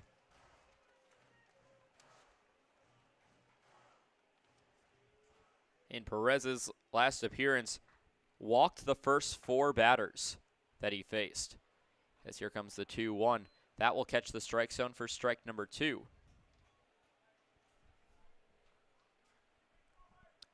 So 2 balls, 2 strikes to Omar Jackson. He's 1 for 2 in this game with a single and a strikeout.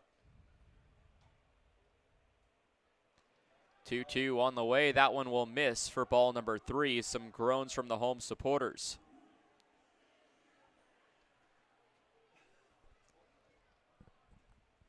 Payoff pitch now coming to Omar Jackson. Brendan Perez looks in.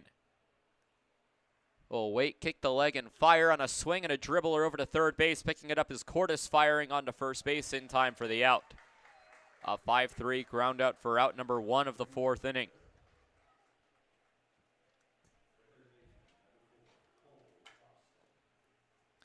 Cole Dawson will become the new batter. Dawson 0 for 1 in this game with a strikeout in the first, was hit by a pitch in the second. Today as a whole, he's 1 for 3.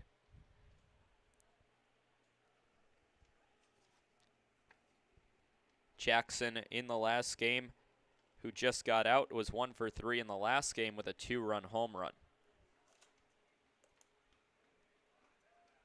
First pitch will fall into the strike zone for strike number 1.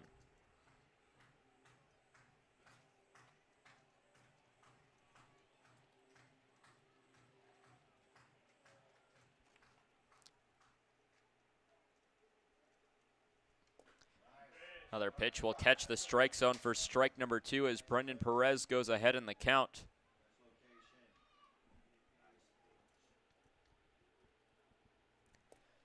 So now an 0-2 count with 1 away and nobody on. Brendan Perez recording an out in this appearance, which is different than his last.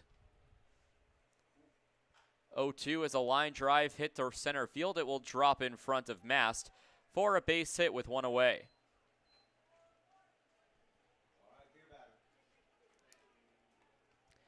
So Dawson will get his base hit, his second of the day and first of the game.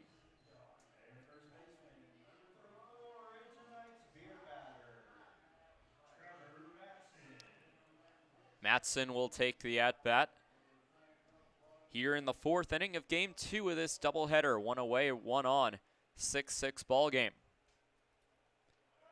First pitch, runner goes, the throw down by Adams will be in time. A good throw as diving over to the side was Cole Yancey before getting to the bag and actually met him halfway in between the base paths, getting Cole Dawson caught stealing. So out number 2 of the inning. The pitch was a strike, so it will be an 0-1 count to Matson. The Trappers now just an out away from getting out of this inning scoreless. 0-1 catches the outside part of the plate. No balls, 2 strikes. And something drastically changed within 3 days.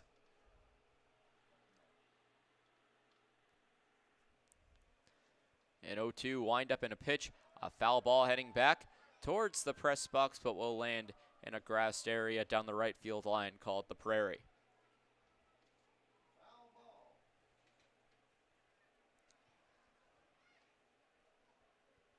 Here from the South Dakota state capital in Pierre, South Dakota. The 0-2 on the way will bounce in the dirt. Adams bouncing around as it will miss for a ball. 1 ball and 2 strikes. This will not be the first doubleheader. This will not be the last doubleheader, I should say, that the Trappers have to play in. In exactly 19 days, they'll take on the Western Nebraska Pioneers for a doubleheader here from Hyde Stadium.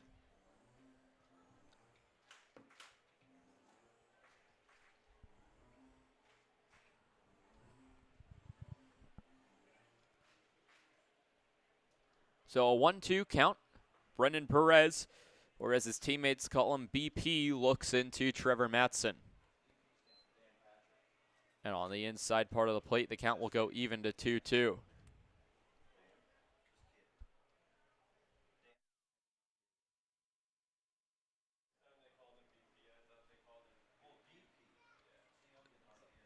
So the 2-2 from Perez.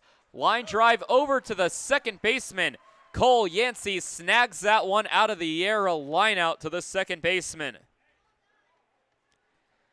So an unconventional 1-2-3 inning as Dawson was caught stealing. No runs on 1 hit, no errors, and no runners left on base. A scoreless top half of the 4th. We'll head to the bottom part of the frame with McKenna, Mast, and Perez on deck in the pitcher's spot.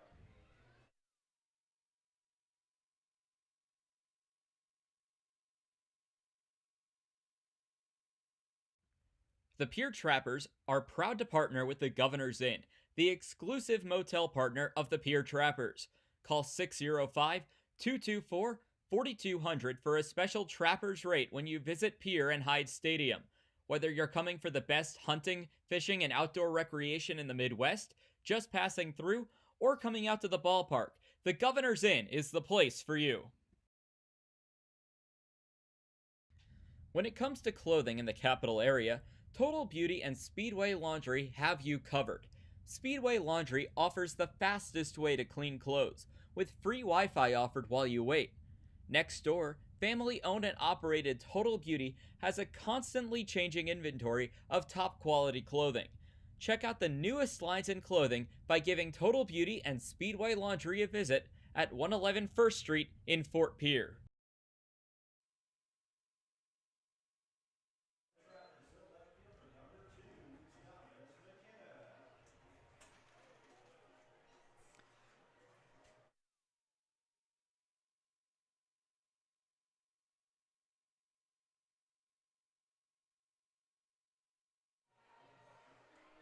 Thomas McKenna leads things off here in the bottom of the 4th.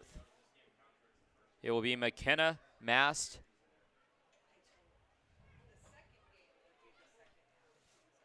as a first pitch for a called strike, strike number 1.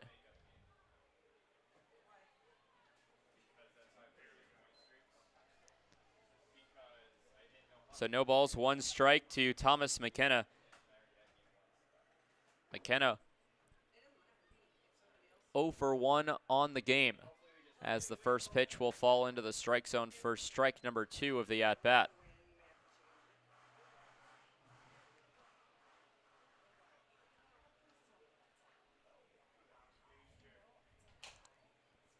So now an 0-2, a chopper over to the right field side. It will go out of play. We're keeping the count at 0-2. Both teams tied in runs and hits. 6 runs, 7 hits for both teams. So one of these games will count towards the second half of the season and towards this originally scheduled 3-game series, and one will count towards the first half of the season, in which the Western Nebraska Pioneers have already clinched. The question is which of the 2 games will be officially in the second half of the season, because that's the more important game to win for both of these teams.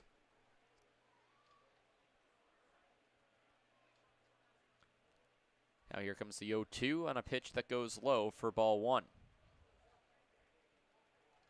So McKenna, the leadoff batter of the bottom of the 4th inning, has a 1-2 count against the starting pitcher for the Hastings Sodbusters in Trayton Scully. As a foul back, we'll go into the screen and keep it at 1-2.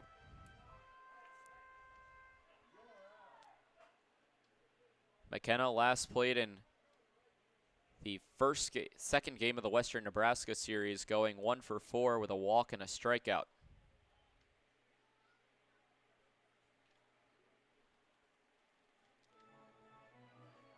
McKenna batting .296 on the year.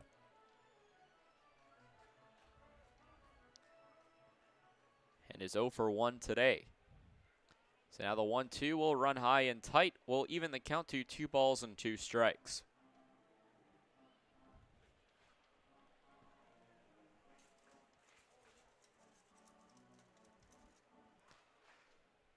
So now a 2-2 to Thomas McKenna. Here comes the pitch from Trayton Scully. A pitch high right around batting helmet height for ball 3, and the count will go full.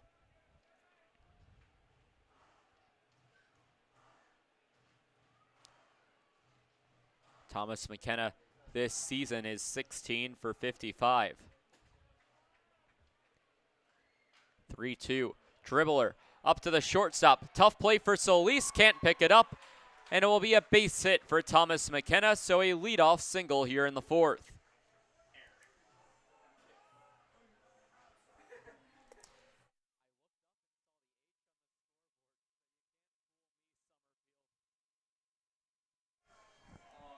A hit for McKenna will bring up Mast, who's 2 for 2 today. A pair of singles, including a run, was also out on a fielder's choice hit into by Caden Cardoso. Brendan Perez stands on deck. And here comes the first pitch to Eric Mast from Trayton Scully. As the first pitch misses for ball number 1.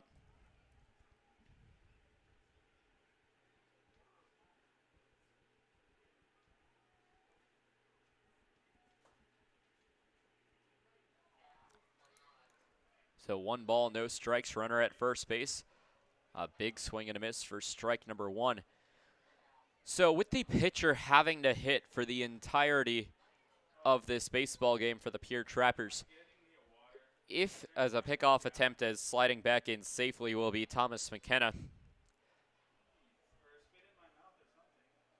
if Brendan Perez only has 1 at bat and the pitcher's spot needs to come back up again, I would assume that the next pitcher in line, as a called strike on the outside part of the plate, will run the count to Mast 1 and 2. If there need be another pitcher, would be Joey Bramonte.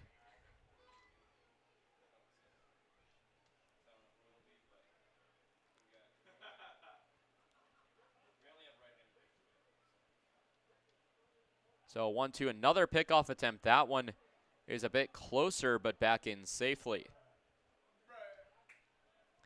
Count remains 1-2. Nobody out here in the bottom of the 4th of the second batter to come up. Mast in yesterday's game went 2 for 5 with a double and 2 RBIs. The 1-2 straight back to the pitcher on a ground ball. It'll be a 1-4-3 double play. 1-6-3 double play, as it will be the first 2 outs of the inning. So it went from Scully to Solis to Matson to get the double play.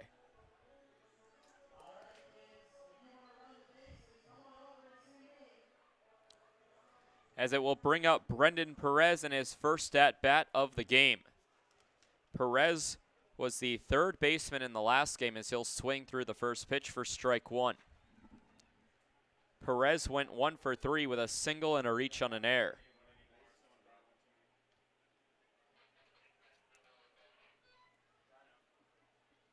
So an 0-1 fouled back into the screen for strike number 2.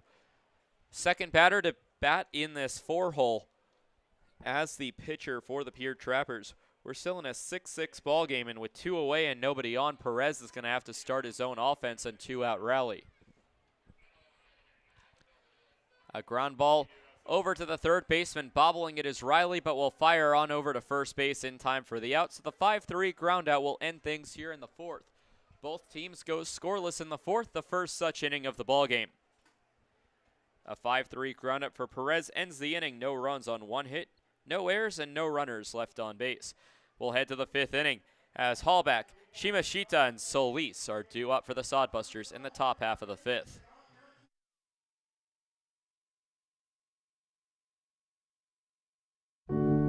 In times like these, it's good to know there's a place where people know who you are, no matter how long you've been gone.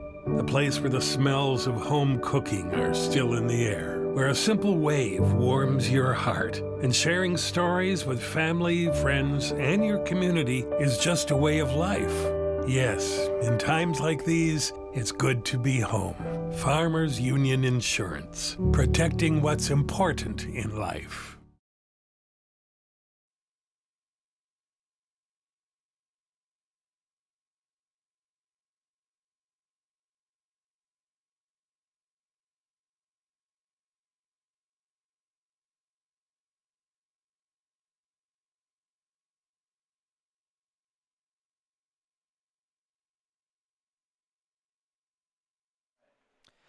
Top of the fifth inning, about to get underway. A few more sponsors that we'd like to say thank you to for the 2021 Pierre Trappers baseball season, including Right Turn with Christensen Farms, Pierre Physical Therapy, Sanford Health, Shells, United Way, Delta Dental, and Zander Auto Parts. Thanks for your continued support of Trappers baseball.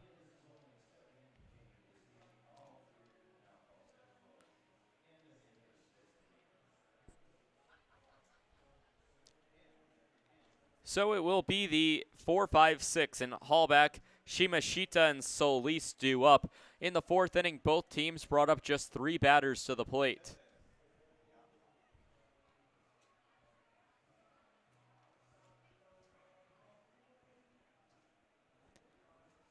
Still in a tie ball game. Nobody's scored since the third. It was the Hastings Sodbusters who put up 1 in that frame to tie the ball game after a 5-run second inning. The Trappers at one point in this ball game led 6-0. Trappers looking to sweep the doubleheader. Sodbusters hoping that they can go back to their hotel with a split in this doubleheader.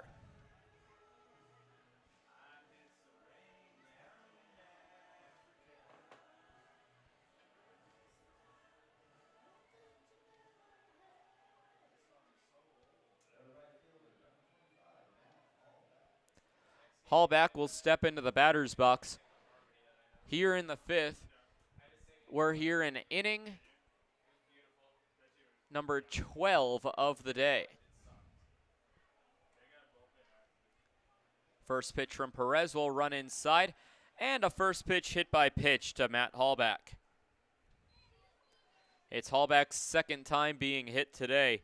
Action going in the Sodbuster bullpen. It will bring up Shimashita. He's 2 for 2 with a double and a single, 2 legs shy of the cycle, however, the 2 hardest legs to obtain. Top of the fifth and a tie ball game.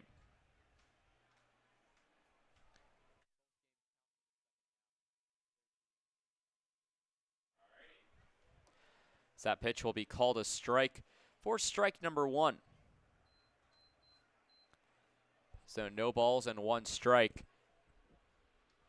Pierre currently out hitting the Sodbusters by 1. 8 hits for the Trappers, 7 hits for the Sodbusters. Here comes the 0-1 on a pitch that catches the strike zone right above the knees for a no ball, 2 strike count. Nobody out and a runner at first in Matt Hallback.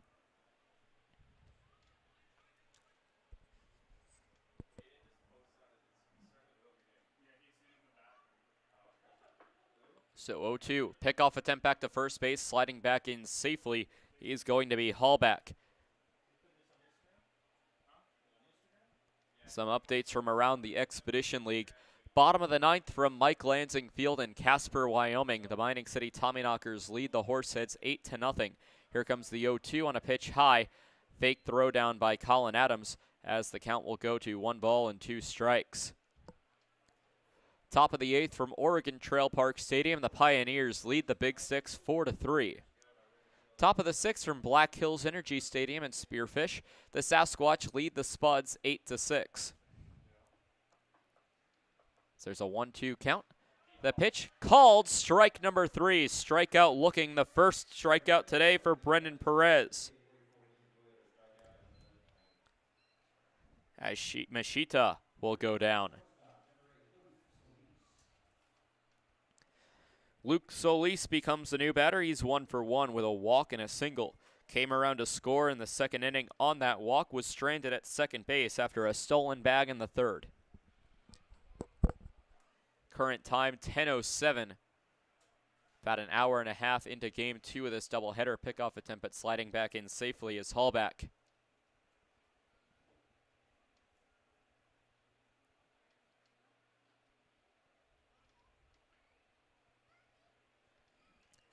The windup and pitch on the inside part of the plate. Ducking out of the way was Solis on the pass ball. It will advance Hallback over to second base. The throw down by Adams will not be in time. So it gets away from Adams as it will advance a runner into scoring position for the Sodbusters.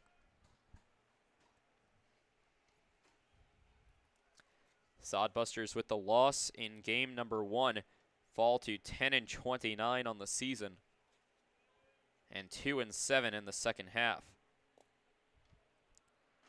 Pitch a big swing and a miss from the batter in Solis. Count will go even to 1 ball and 1 strike. With the win in the last game, the Trappers advance to 11-26 on the season, advancing to 2-6 in the second half of the season. A 1-1. Perez fires down the center of the plate for strike number 2.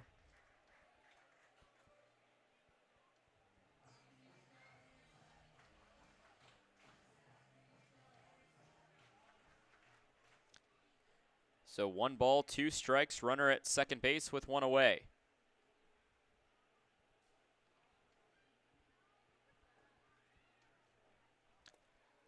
Perez taking a while on the mound. Looks into Adams. Will step back, another check over at second base. Finally delivers, and a foul ball will trickle up the third baseline, keeping the count at 1-2.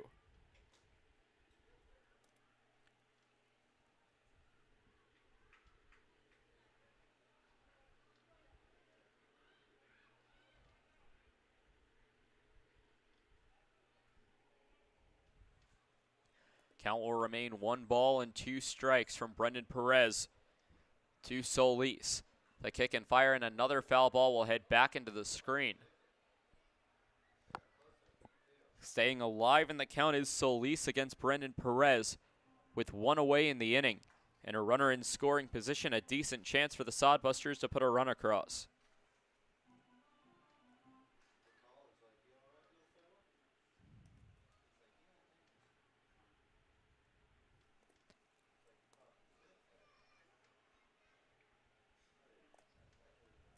Entering this series, the Sodbusters were the only team in the league without double-digit wins. They obtained that yesterday.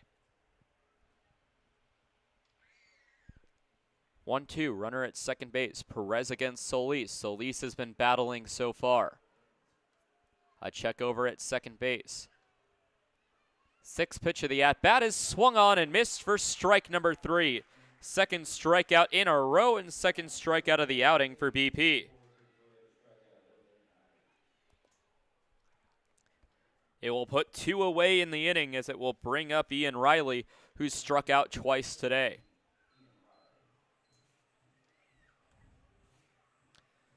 Still a tie ball game at 6.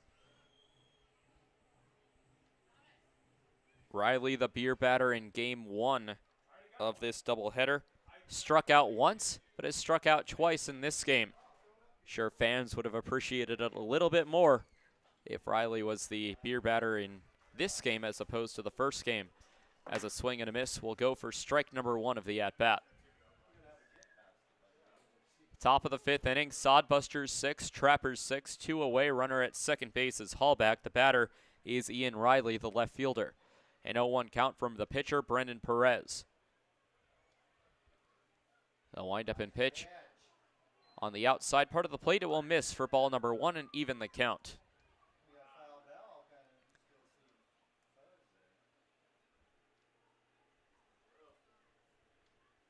So 1 ball, no strikes.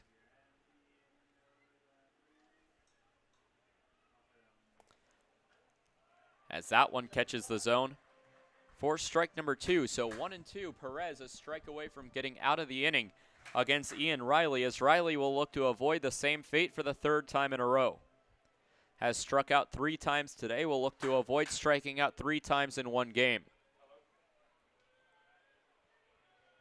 Action in the Sodbuster pen. Perez checks over at second base.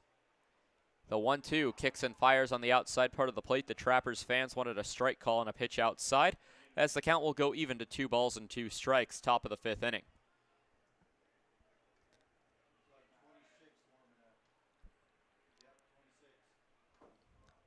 In the pen for the Sodbusters right now will be Trevor Dubray. 2-2, a long look over at second base at Hallback, who Perez hit. A swing and a miss. A hat trick of strikeouts for Ian Riley. He's struck out 3 times today. Perez has struck out 3 batters this inning to get out of the inning after hitting the first batter. No runs, no hits, no errors, 1 runner left on base as the Sodbusters go scoreless here in the 5th. We'll head to the bottom of the 5th inning as Adams, Bramonti, and Hill are due up. Some power in the batting order for the Trappers. We'll see if it makes a difference. Hey, it's the old Top Gator here with Gators Pizza Pasta Subs in the Northridge Plaza. Gators is known for top quality food. Now you can have our food selections delivered right to your front door using DoorDash. That's right, now you have 4 ways that you can get great Gators food: dine in, carry out, curbside pickup, and now delivery through DoorDash. Gators has been serving the Pierre area and now Trappers baseball fans since 1987. Gators Pizza Pasta Subs in the Northridge Plaza.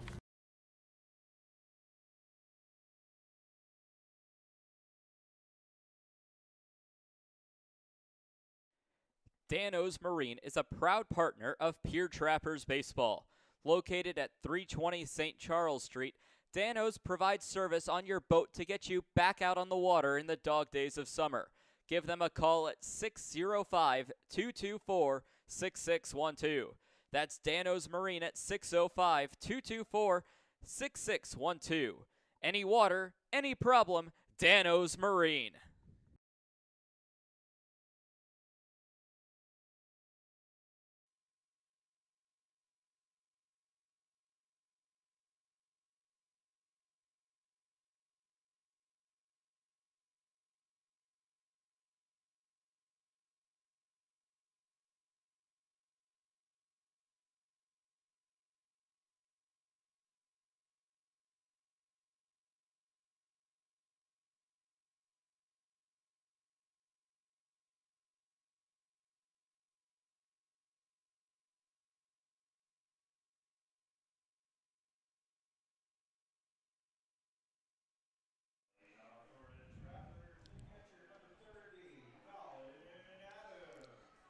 Colin Adams leads things off here in the bottom of the 5th. The Trappers and Sodbusters tied at 6 apiece.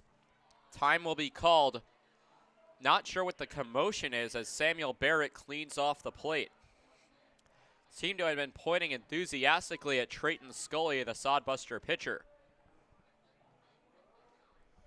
Will write something in the dirt on the back of the mound before climbing the hill.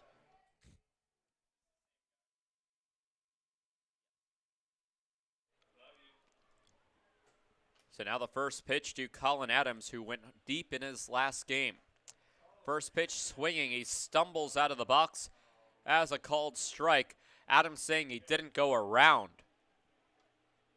He will ask to appeal down. Don't typically see the batter asking for an appeal. He's going to argue his case to Samuel Barrett. Will step back into the batter's box, upset with the call. 0-1 pitch from Scully will miss high for ball 1.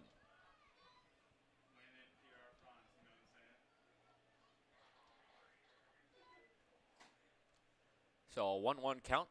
The pitch low in the dirt for ball number 2 as Adams will go ahead in the count. 2 balls, 1 strike.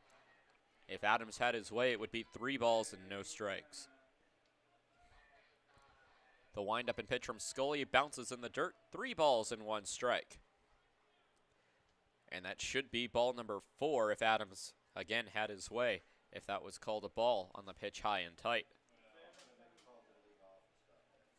3-1, swung on and missed, and the count will run full. Adams has 6 home runs on the season, including a 3-run home run earlier today in game 1 of this doubleheader. Payoff pitch, high and inside, and that one they say it didn't go around on, and it will be ball number 4 as he takes the jog over to first.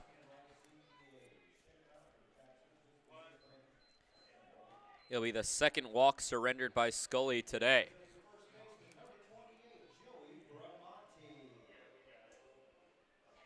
Bramante, 1 for 2 on the day. On the game, I should say.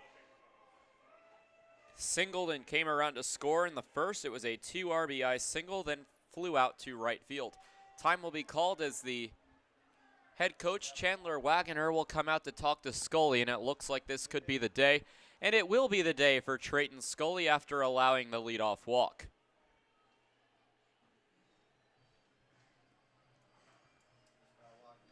We'll get you updated on the new Sodbuster pitcher when we come back.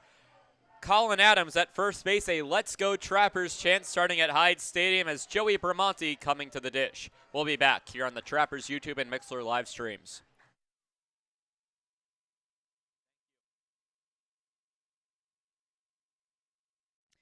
Wow, Shell's Quick Stop is the place to go for a variety of food, drinks, fishing tackle, and more.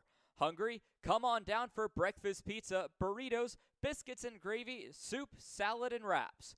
Thirsty? Try their hot and cold espresso drinks, lattes, frappuccinos, and milkshakes from the drive-up window. Heading down to the water? Stop by to pick up minnows, crawlers, and leeches to secure the big bites. All of it's down at Shell's at 621 West Sioux Avenue. The Governor's Inn is the exclusive motel partner of the Pierre Trappers. Check out the special Trappers rate for your visit to Pierre and Hyde Stadium this summer. Call 605-224-4200 directly to get the Trappers rate. With free wireless internet, a deluxe breakfast, and an indoor pool and hot tub, there's no reason not to stop at the Governor's Inn.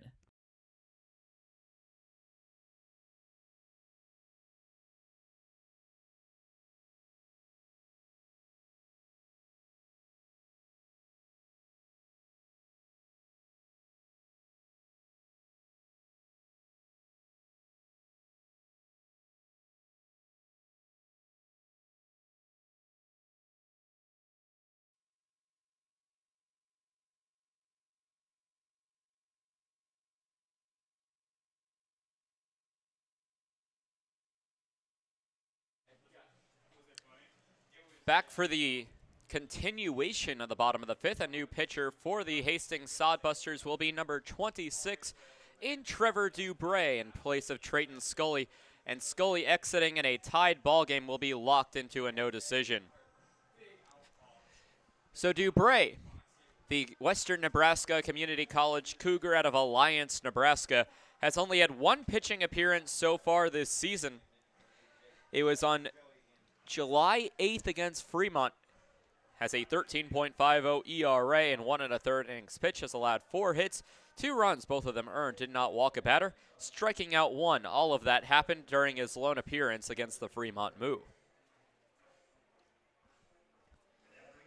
So we'll bring up Joey Bramante. So Bramante getting ready with a runner at first base in Colin Adams, who drew the leadoff walk.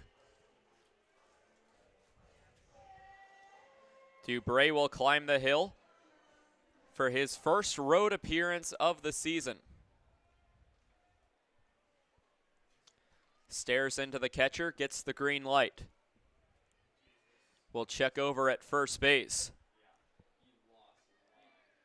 And now Dubray, the first pitch to Bramante, swung on and missed for strike number 1.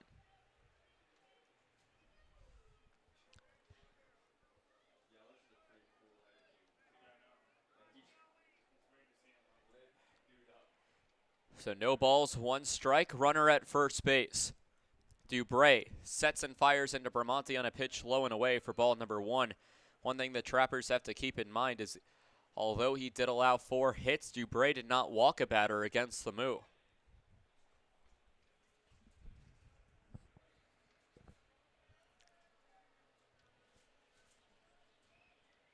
1 ball, 1 strike. Accepts the sign and deals on a pitch that will catch the strike zone for strike number 2. 1 ball and 2 strikes.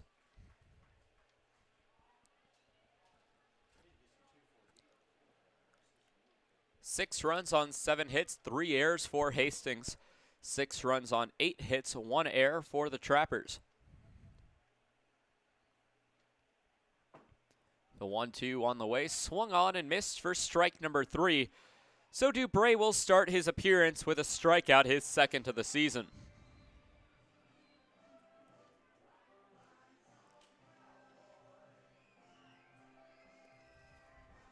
Trayton Scully responsible for Colin Adams at first base, as it will bring up Garrett Hill.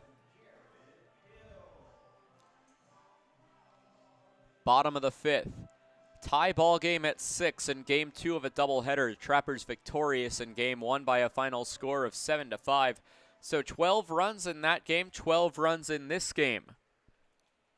1 less for the Trappers and 1 more for the Sodbusters here in game 2.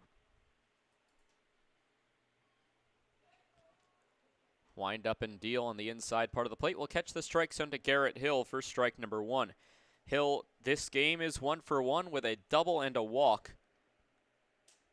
Did not play in game 1 of the doubleheader.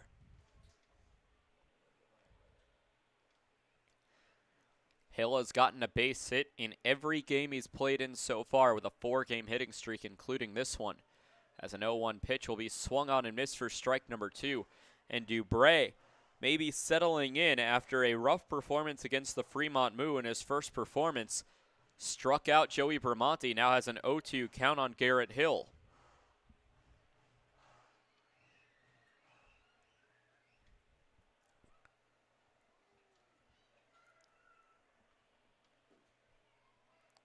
So an 0-2 count. The windup and pitch will go high for ball number 1.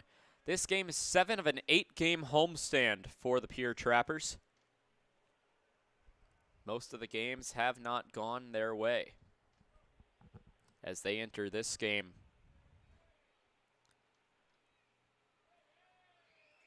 With a 2-4 record on this homestand, as a pitch will go foul. So the count will stay at 1-2 to Garrett Hill.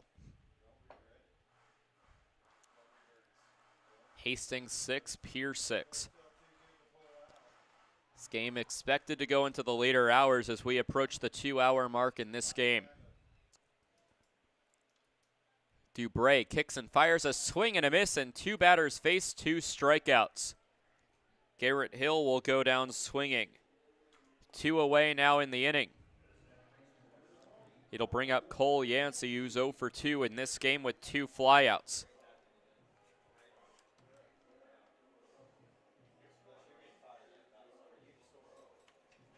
Cole Yancey in yesterday's ballgame went 0 for 5, so is still looking for his first base hit of the series against the Sodbusters.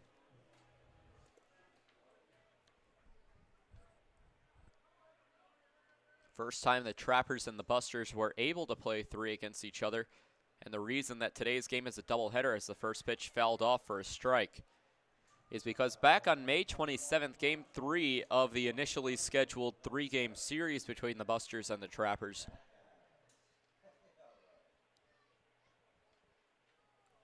was postponed. That ended up being a 2-game series. This is Game 3 of a scheduled 4-game series between Hastings and Pierre.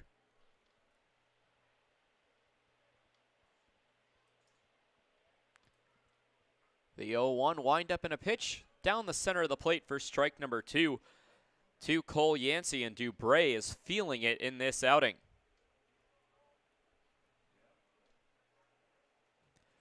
No balls, 2 strikes. Runner at first base and Colin Adams, who's been standing there through a pitching change and 2 strikeouts. Now the 0-2 pitch, fouled off down the right field line, and the count will remain 0-2.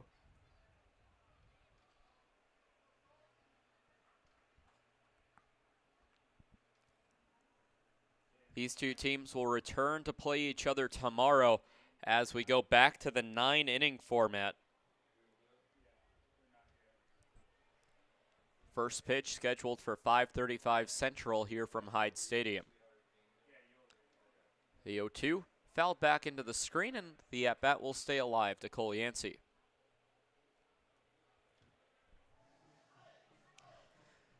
Trappers in the overall standings 17 games back on the Western Nebraska Pioneers. Hastings 19 games back.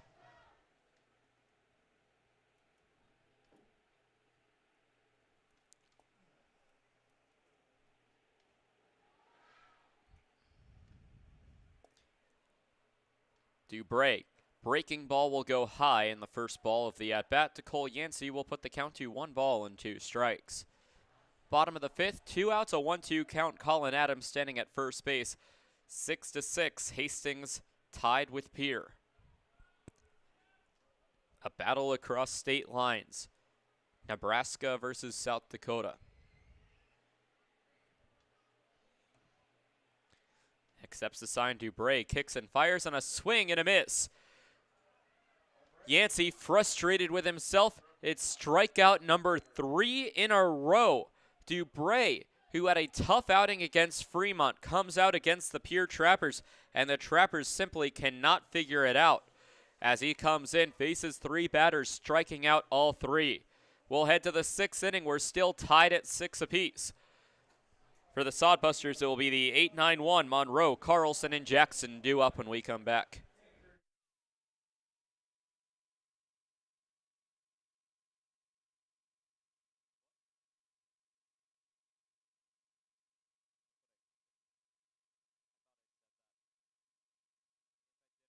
You don't need an illness to need a doctor.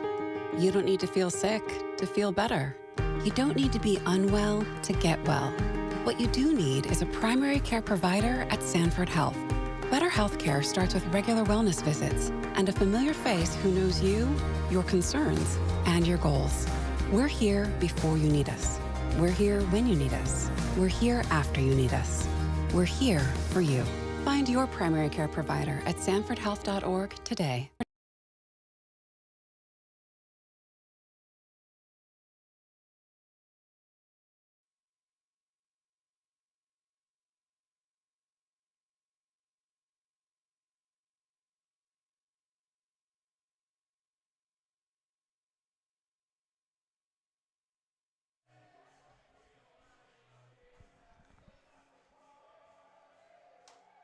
Back for the top of the 6th inning, where a tied ball game.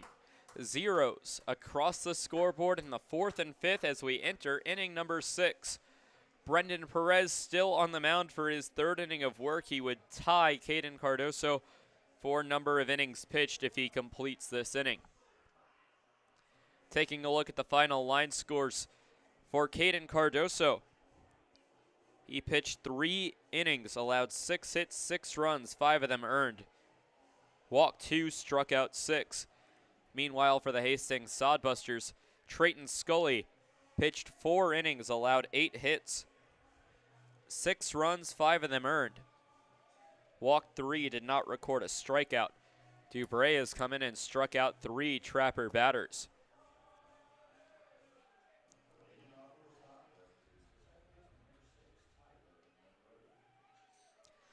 So Tyler Monroe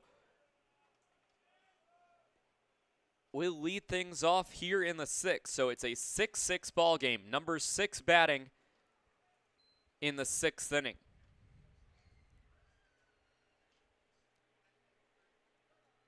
Six is wild.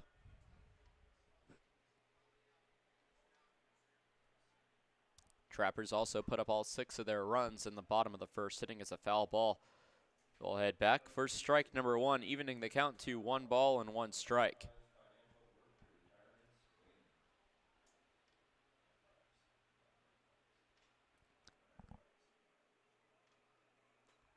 The 1-1 check swing. It will be called a strike anyway, so 1 ball and 2 strikes, a new count. Hastings, after tomorrow's game against the Pierre Trappers, will return home for a long homestand of their own. They have 2 games against the Casper Horseheads, 2 games against the Sioux Falls Sunfish, before continuing against the Horseheads for a 3-game series as a called strike number 3. Disagreeing with the call is Tyler Monroe, turning back around to voice his displeasure. It's strikeout number 3 in a row. Excuse me, strikeout number 4 in a row. Perez has settled in and struck out 4 consecutive batters as it brings up Nick Carlson.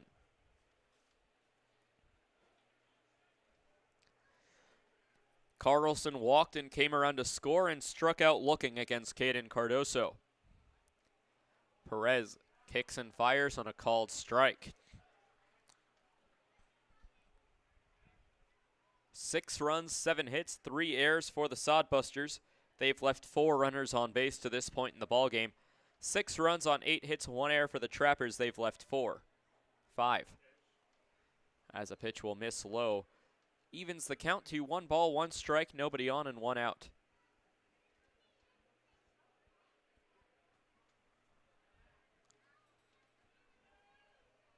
So now a 1-1. Perez looks into Nick Carlson. Will kick and fire on the 1-1. It's a chopper over to the first baseman. Perez will cover. The flip on by Bramante. A thing of beauty. A 1-3 ground out for out number 2 of the inning. So it breaks the streak of batters struck out in a row. But a beautiful play as Bramante and Perez teamed up to get the runner out at first. It'll bring up Omar Jackson. He's 1 for 3 today, a strikeout in the first, singled in the second, and grounded out in the fourth. He later came around to score in that second inning off a Trevor Matson RBI single. So now the first pitch to Omar Jackson will be a called strike down the center of the plate. Bottom of the 6th inning coming up. It'll be the 9-1-2 for the Trappers in Cordes, Osborne, and McKenna.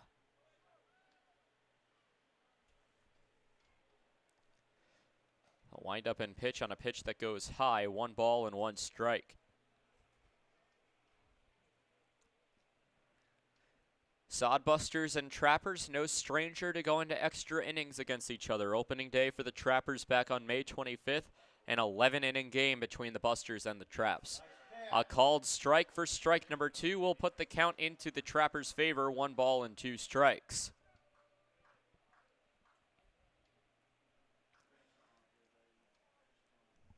We're now 2 hours and 1 minute into today's ball game. Current time 10:35. 1-2 on the way. Swung on and missed. Strike number 3 and strikeout number 5 for Brendan Perez. It ends things here in the top of the 6th. It will be the bottom of the 6th coming up. Braden Cordes, Andrew Kim, and Thomas McKenna due up when we come back for the bottom of the 6th. Trappers look to take the lead and score their first run since the first inning. We'll be back here on the Trappers YouTube and Mixler live streams.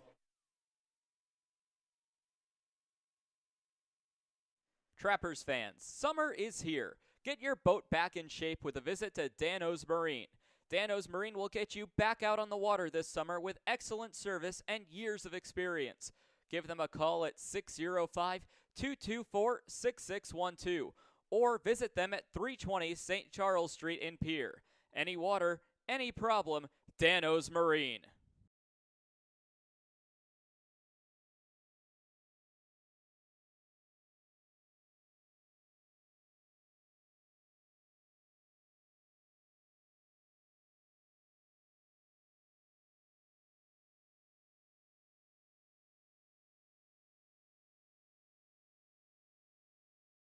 Join the Shell's loyalty program and never pay full price for gas again. Shell's loyalty members also get monthly specials for increased savings. Shell's doesn't just fill up your tank, but it also fills up your stomach with a variety of food and drinks. Become a loyalty club member today by visiting Shell's at 621 Sioux Avenue or give them a call at 605-224-6266.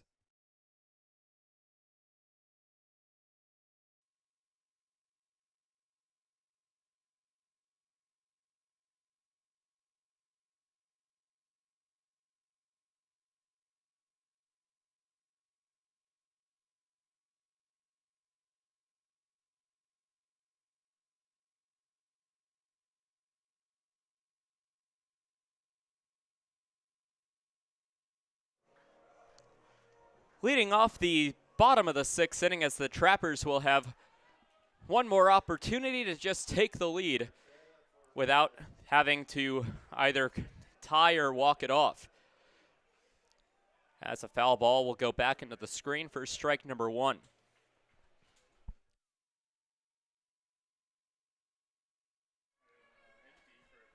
So no balls, 1 strike, tie ball game. As the number of innings on Hawaiian night here at Hyde Stadium wind down. Appeal down, say went around, no balls, 2 strikes. To the third baseman, Cordes, who's 0 for 2 today, flew out to center and reached on an error.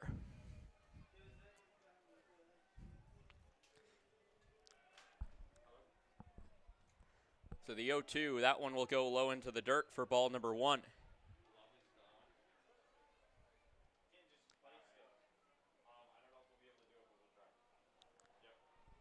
So a 1-2, bottom of the 6th. On a pitch that goes high, some dirt pops out of the glove of Carlson, as the count will go to 2 balls and 2 strikes.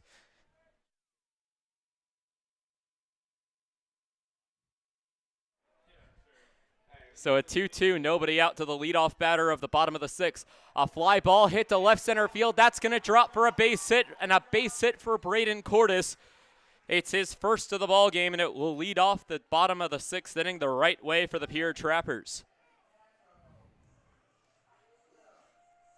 It'll be base hit number 9 for the Trappers, and their first since the 4th inning. Now the Trappers have led off every single inning with a base runner. However, they've only ever scored in that 6th inning. First inning, excuse me. They scored 6 in the first. Top of the order in Andrew Kim. Kim today is 1 for 2 with a single and a ground out to the shortstop. Pinch ran for Bennett Osborne after Osborne reached on an error. First pitch to Kim will fall in for a strike.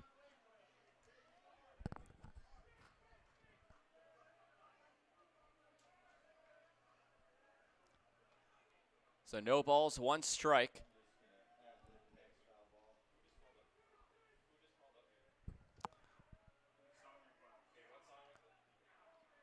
"16 combined hits between the two teams, 12 combined runs." The 0-1 fouled into the screen will put the count to no balls and 2 strikes.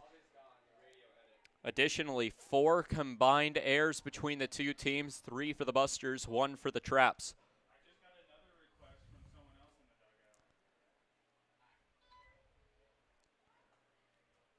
So an 0-2, runner at first base in Braden Cordes. Cam waits for the pitch from Dubray. Kicks and fires, and a swing and a miss. Strikeout number 4 for Trevor Dubray.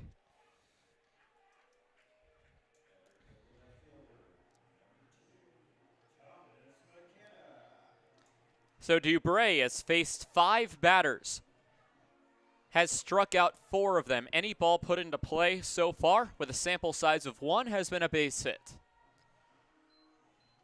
It will bring up Thomas McKenna. McKenna today is 1 for 2 with a walk, ground out to short, and a single. In a tie ball game in the bottom of the 6th inning. Runner at first base is Braden Cordes. Dubray looks into McKenna. Waits, kicks, and fires on a pitch that will go low and start the McKenna at bat with a ball. We appreciate those of you sticking with us into the later hours of the Central Time Zone, both on YouTube and Mixler, and thank you for making us a part of your Saturday night.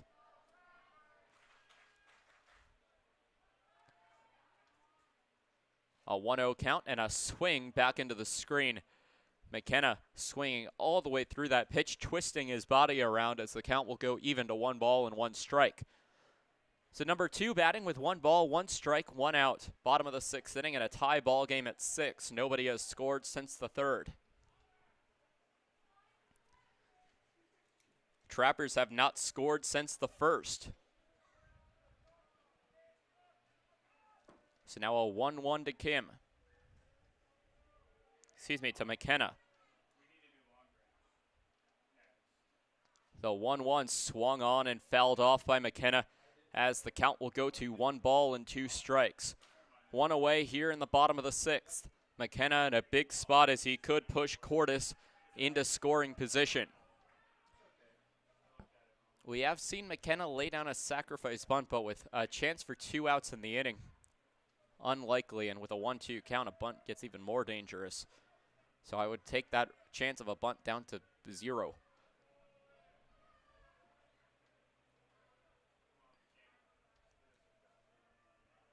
One, two. Dubray looks in, and a fly ball or a ground ball down the first baseline foul.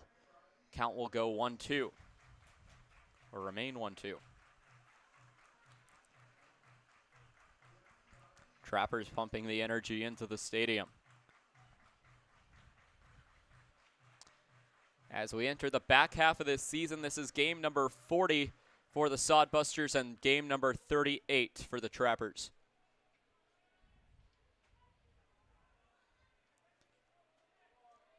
Dubray accepts the sign, looking at McKenna with a 1-2 count. Kicks and fires on a pitch low. Pickoff attempt back down to first base. No tag by Matson, but back in safely at second base anyway was Braden Cordes. So the 2 Trappers out on the field right now. Both attend Spokane Falls Community College. Braden Cordes at first base and Thomas McKenna at the plate.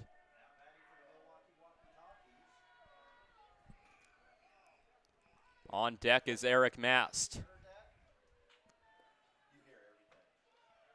2-2, runner goes a swing and a miss, a strike him out and stolen base. 5th strikeout for Trevor Dubray, as Braden Cordes will get into scoring position off the stolen base. 2 away in the inning as it will bring up Eric Mast in a big spot.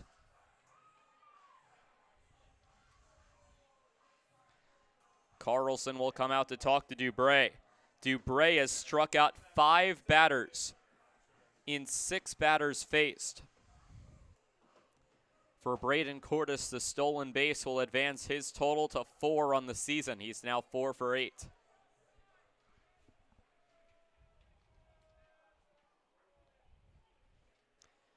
Eric Mast today is 2 for 3 with a pair of singles and a double play. Big spot for Eric Mast. The left-handed batter has the advantage over the right-handed arm in Dubray.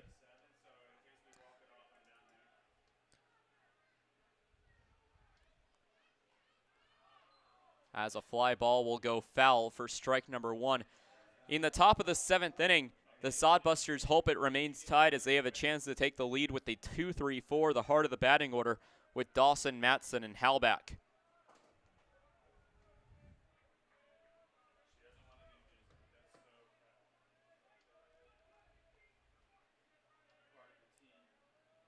So an 0-1 count.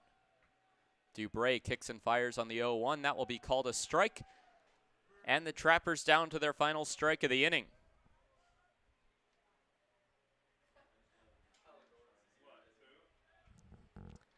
Bottom of the 6th inning. If we go to the 7th, the stakes get a lot higher.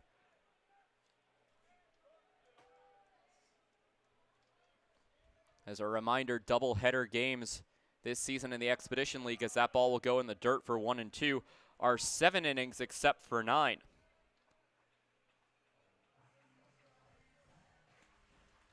So the 6th inning, the penultimate inning.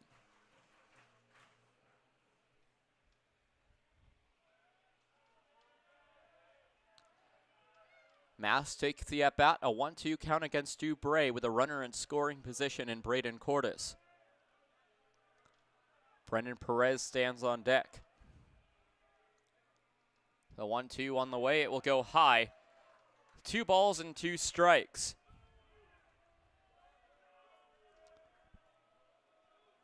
The crowd here at Hyde Stadium giving their home team some well-needed energy.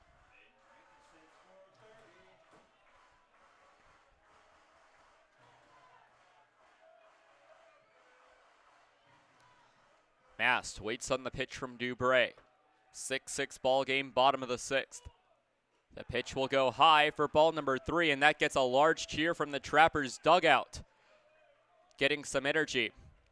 Trappers typically play better when their dugout is invested in cheering.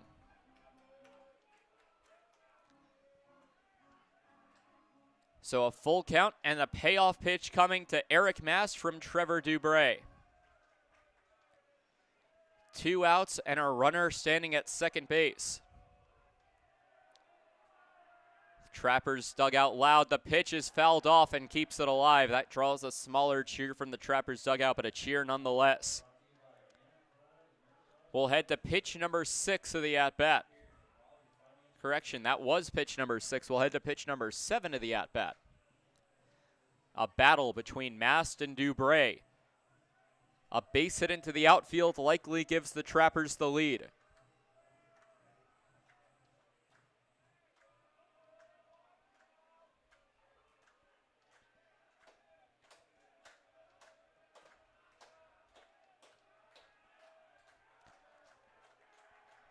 Full count.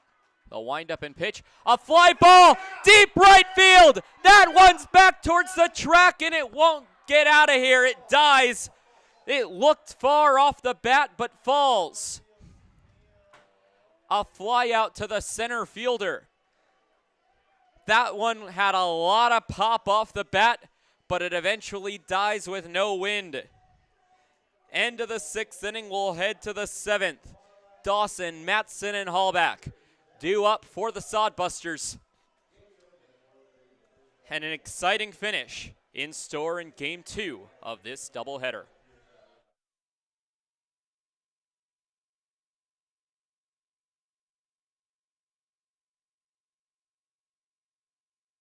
In times like these, it's good to know there's a place where people know who you are, no matter how long you've been gone. A place where the smells of home cooking are still in the air, where a simple wave warms your heart, and sharing stories with family, friends, and your community is just a way of life. Yes, in times like these, it's good to be home. Farmers Union Insurance, protecting what's important in life.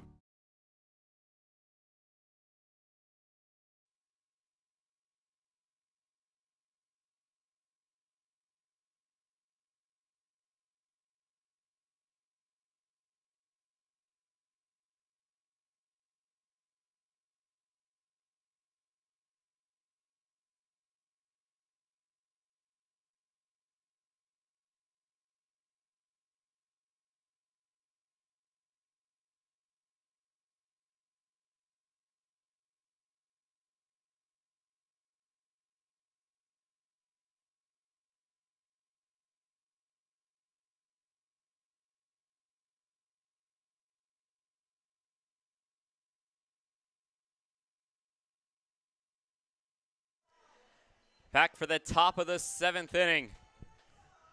And it's clear that the love is gone between these two teams as they're battling with a 6-6 tie heading into the 7th inning. Due up for the Sodbusters will be Dawson, Matson, and Hallback. Matson with a base hit. Dawson with a base hit. Hallback still looking for his first of the game. Brendan Perez remains on the mound for his 4th inning of work. Perez, used to being in a starter role, can go some long innings after Caden Cardoso pitched the first 3. We've been deadlocked at 6 since the middle of the 3rd.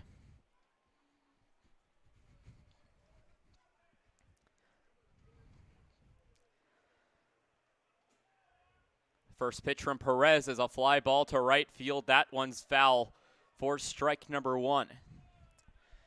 And there's something different about the last inning. It's still the same game, same pitchers, same players, but the heart rate starts to increase. It'll be an 0-1 count now to Cole Dawson. 1 for 2 today as a ball will bounce in the dirt. 1 ball and 1 strike. Nothing doing in the Trappers bullpen since Perez took the mound. Dawson struck out in the 1st, was hit by a pitch in the 2nd, and singled in the 4th.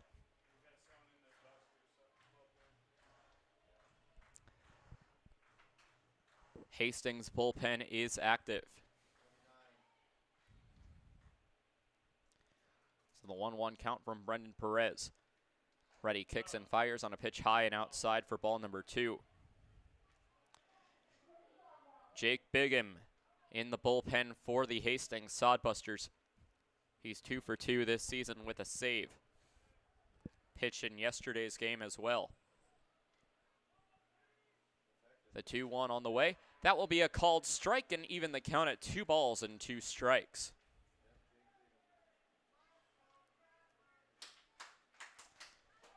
Trappers crew trying to put some energy into the crowd.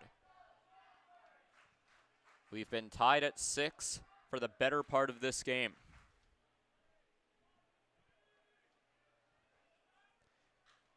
And a line drive speared by Joey Bramonti. A line out to the first baseman for out number 1 of the inning. As it will bring up Trevor Matson, the power hitter for the Hastings Sodbusters. And if there's one guy you got to be careful with in the late innings, it's this guy. Matson today is 1 for 3. A ground out to the shortstop, a single in the second, and a line out to second base in the 4th. First pitch from Perez will go high for ball number 1.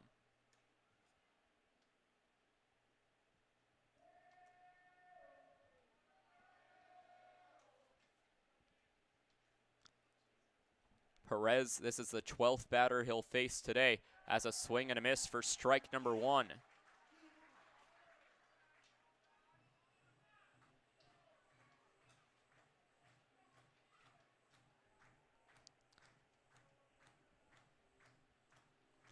Perez today has been lights out in 3 1/3, has only allowed 1 base hit.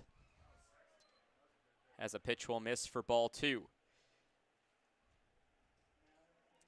In fact, Perez has only allowed 2 runners to reach via a base hit and a hit by pitch. No runner has made it to third under Perez's control. 2-1 fouled into the screen for strike number 2.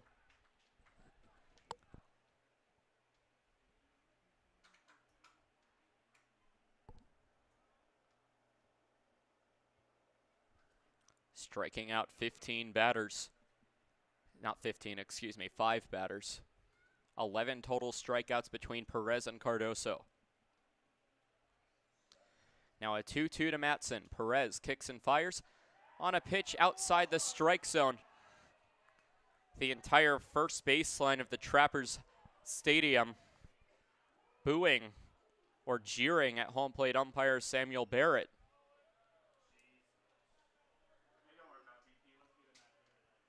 Full count to Trevor Matson. Perez kicks and fires, swing and a miss. BP as strikeout number 6 of his game. 2 away here in the top of the 7th.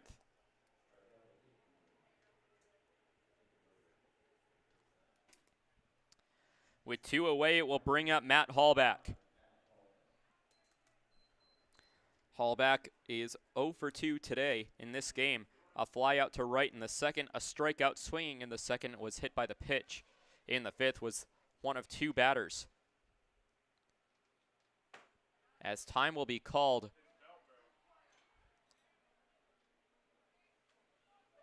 as Brendan Perez has a broken belt. Both Caden Cardoso and Tyler Skelton come out to help him out with that. I'm not sure how that just randomly happens in the middle of a game, but it did. I don't know how to explain it.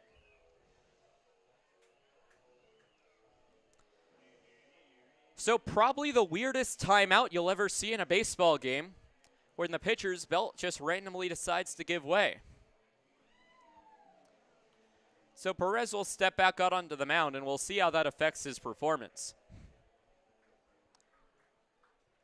I can honestly say I've never seen a timeout for an equipment malfunction like that. So Matt Hallback takes the at-bat, and the first pitch to him with the new belt misses high.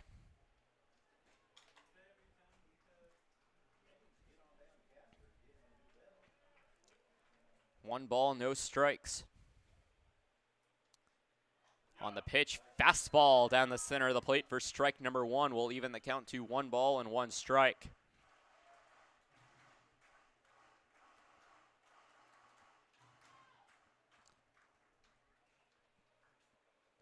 A big swing and a miss for strike number 2. Currently only one other game in the Expedition League active, and it's in Spearfish, South Dakota, bottom of the 8th. Spuds lead the Sasquatch 9-8.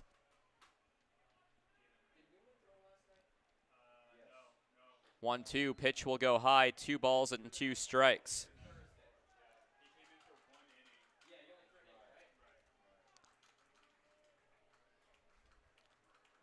So at 2-2, as both coaches now have to consider the real possibility of extra innings. 2-2 pitch will be fouled back and keep the count alive to Matt Hallback. Count will remain 2 balls and 2 strikes.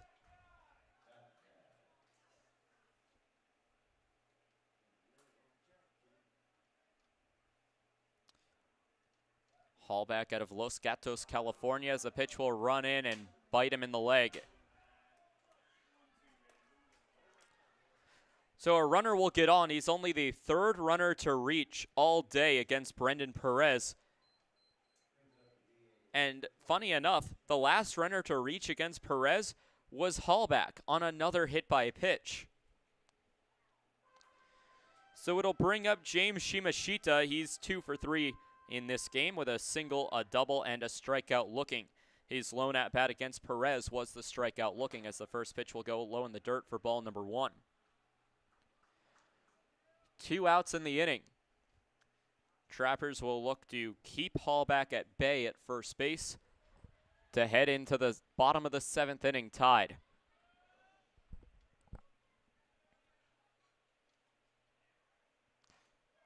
The 1-0 will miss high and away for ball number 2. Perez has not walked a batter yet. There is action now going in the Trappers bullpen for the first time since Perez took the mound in this game.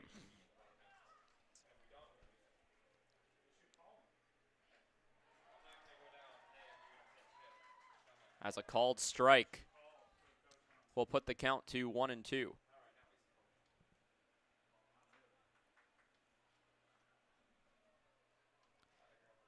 2 balls and 1 strike. Pickoff attempt back to first, but back in safely is going to be Hallback.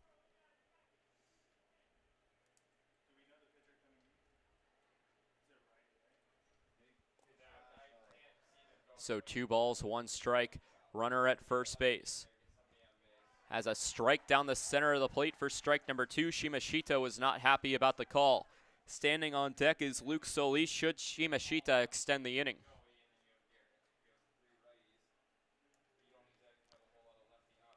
2-2, 2 outs, top of the 7th, Sodbusters 6, Trappers 6 here from Hyde Stadium. A swing and a miss. The Trappers dugout explodes in celebration. It's strikeout number 7 of the day for Brendan Perez. He's been lights out tonight. We'll head to the bottom of the 7th. The Trappers need 1 run to walk it off.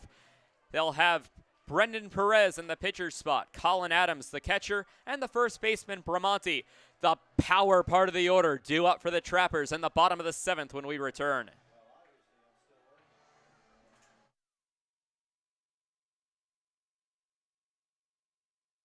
Hey, it's the old Top Gator here with Gators Pizza Pasta Subs in the Northridge Plaza. Gators is known for top quality food. Now you can have our food selections delivered right to your front door using DoorDash. That's right, now you have 4 ways that you can get great Gators food. Dine in, carry out, curbside pickup, and now delivery through DoorDash. Gators has been serving the Pierre area and now Trappers baseball fans since 1987. Gators Pizza Pasta Subs in the Northridge Plaza.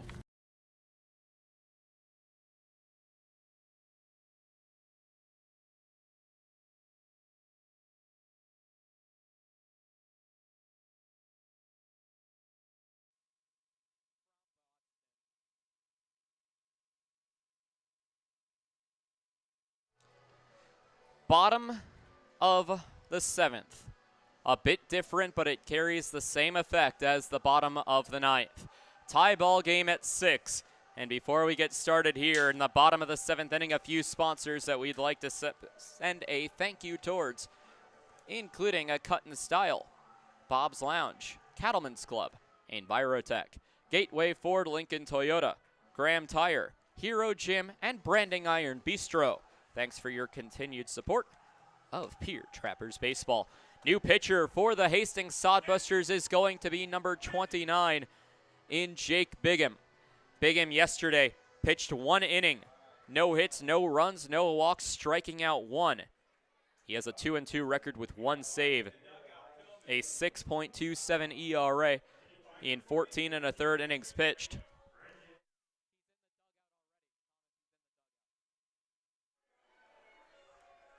So leading things off will be Brendan Perez, who's been lights out as a pitcher and as a batter is 0 for 1 with a ground out to third.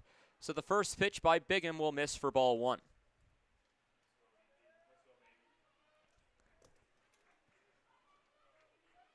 Perez looking to help his own cause. A windup and pitch on the inside part of the plate will go to 2 balls and no strikes.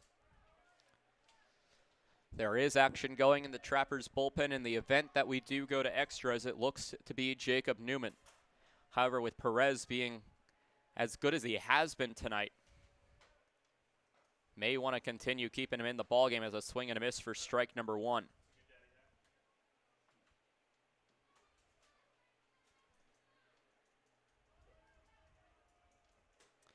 Leadoff batter of the bottom of the 7th. After him, it's Adams and Bramante. Adams and Bramante combined for 12 home runs. Perez himself has 3. Time called by Perez.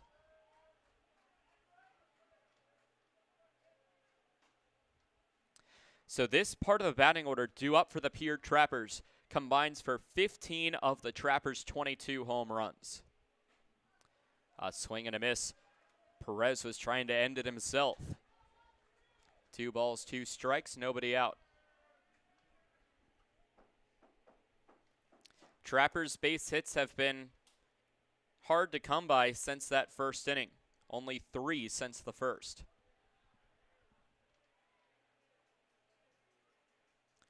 Two on the way will miss Hyde just above the letters. A dangerous take for Perez, but he gets away with it.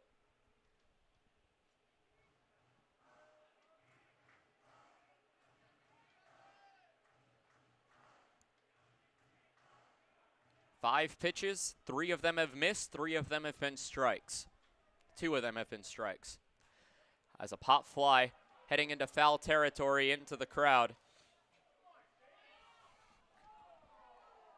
Will drop for a foul ball as a little kid goes home with a souvenir. Count will remain full to BP.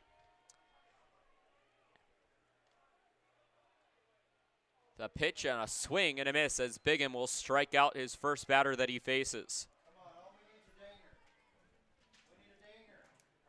So Perez strikes out. It will be the first strikeout of the ball game for Bigham.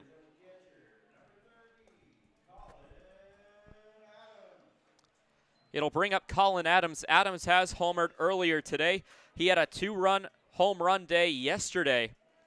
1 home run today. It was a 3-run home run in game 1 of this doubleheader.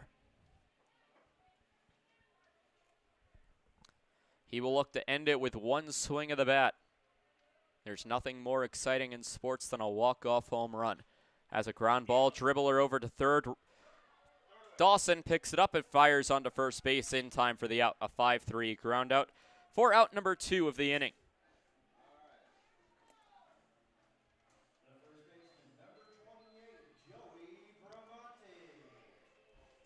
Joey Bramante, it was Bramante with a 2-home run day yesterday with a solo shot and a 2-run home run. Did not bat in game 1 of this doubleheader. He also has 6 home runs on the year.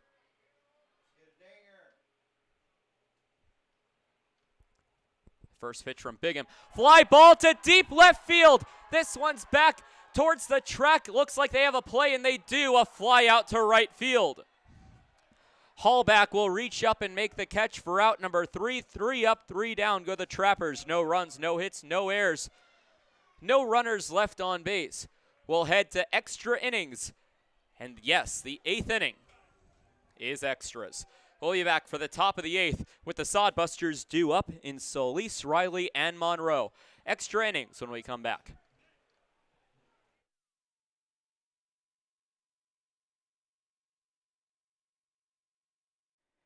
Dano's Marine is a proud partner of Pierre Trappers Baseball. Located at 320 St. Charles Street, Dano's provides service on your boat to get you back out on the water in the dog days of summer. Give them a call at 605-224-6612. That's Dano's Marine at 605-224-6612. Any water, any problem, Dano's Marine. Wow, Shell's Quick Stop is the place to go for a variety of food, drinks, fishing tackle, and more. Hungry? Come on down for breakfast pizza, burritos, biscuits and gravy, soup, salad, and wraps. Thirsty? Try their hot and cold espresso drinks, lattes, frappuccinos, and milkshakes from the drive-up window. Heading down to the water? Stop by to pick up minnows, crawlers, and leeches to secure the big bites. All of it's down at Shell's at 621 West Sioux Avenue.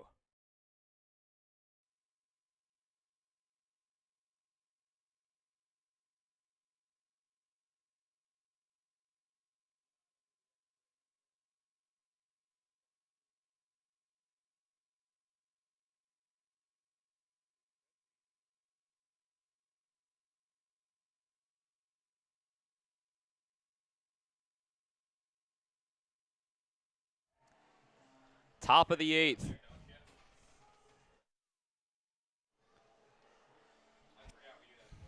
Top of the 8th, extra innings. 7-inning games in doubleheaders here in the Expedition League for the 2021 season. As the person who made the last out in the previous inning, it was James Shimashita, will be placed on second base for the extra inning rule.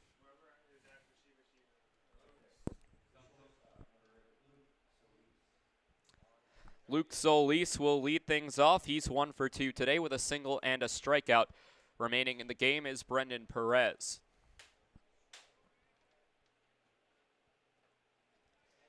First pitch shows a bunt. It will roll foul as Adams will pick it up in foul territory as it will go for strike number 1.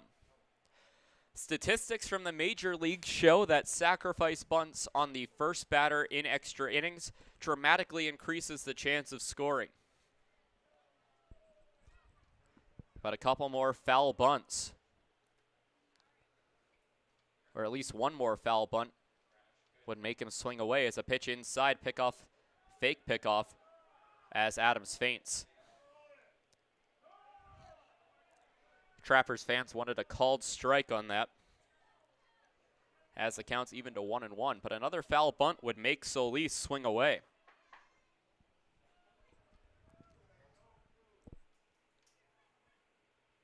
So a 1-1. Corner infield is in. As a foul bunt, that's strike number 2.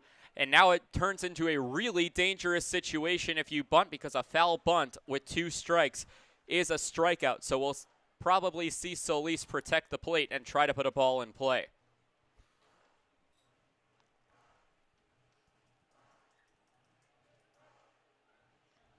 Six to 6, top of the 8th. And mostly zeros on the scoreboard. As a foul ball back into the screen. No longer a bunt attempt. Permonti, the first baseman, still going to be in just in case there's a risky move by the Sodbusters to still lay down a bunt.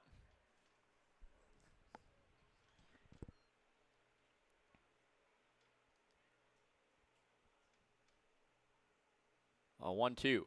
Perez kicks and fires on a foul ball. This one will hook out of play. Keeps the count at 1 ball and 2 strikes. Runner at second base due to the extra inning rule is James Shimashita. Shimashita 2 stolen base attempts this year, has been successful on both. 1-2. Ground ball. That'll be a base hit through the left side. Rounding third and coming home and stopping at third is Shimashita on the throw in. Runners will be at the corners. Only the second base hit allowed by Brendan Perez tonight.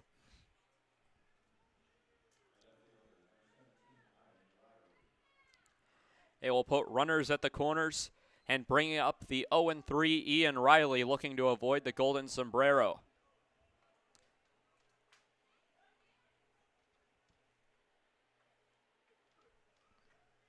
On deck is Tyler Monroe, who's 1 for 3 with a home run. Trappers have not scored since the bottom of the first. The Sodbusters have not scored since the top of the third. So runners at the corners for Ian Riley, and a strikeout could be big for the Trappers as a double play would end it after the strikeout. First pitch from Perez, swung on and missed by Riley for strike 1.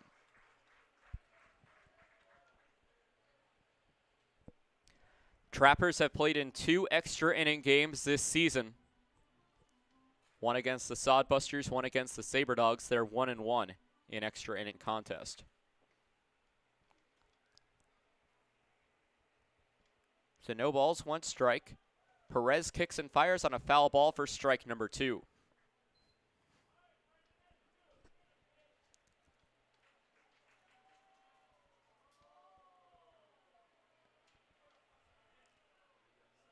So no balls, 2 strikes. Perez trying to punch out what would be his 8th batter of the inning.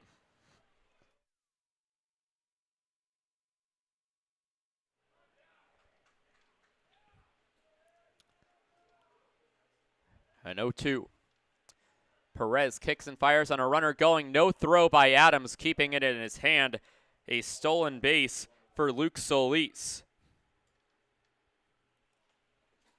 Smart play by Adams as the throw would have likely caused Shimashita to break for home. Runners on second and third for Ian Riley. And a 1-2 count.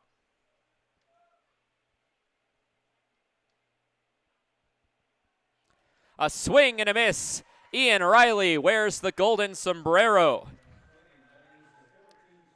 which is 4 strikeouts in a single ball game. He struck out twice against Cardoso and twice against Perez.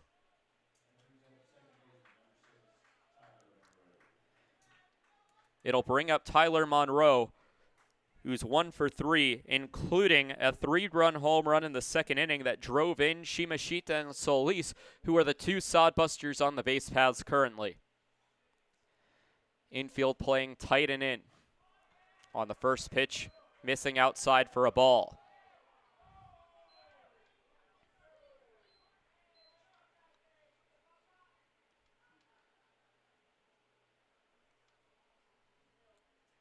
So 1-0. Perez kicks and fires on a pitch high, will be ball number 2. And with 1 away, a walk may actually help the Trappers putting a force at any base. Monroe does present a danger. He does have a home run earlier in the game. Called strike, a 2-1 count. On deck is Nick Carlson, who's 0 for 2.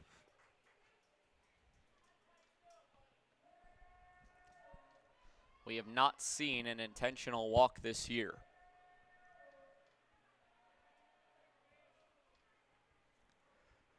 Two-1. Foul ball heading back towards the Sodbuster dugout. It hits off a support beam holding up the protective netting. 2 balls, 2 strikes. And Perez, if he could get this strikeout, it would help the Trappers immensely, as they would only be an out away from getting out of the inning. Anything into the outfield likely scores Shimashita from third.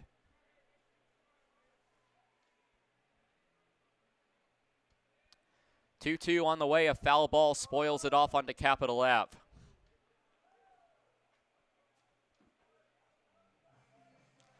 Runners on second and third.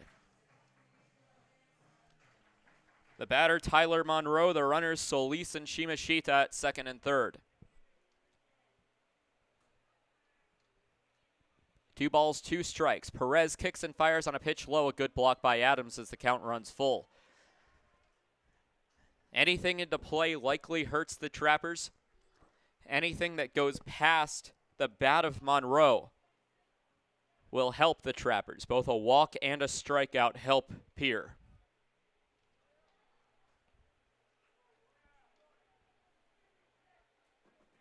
Trying to avoid Monroe putting wood on the baseball as Monroe calls time.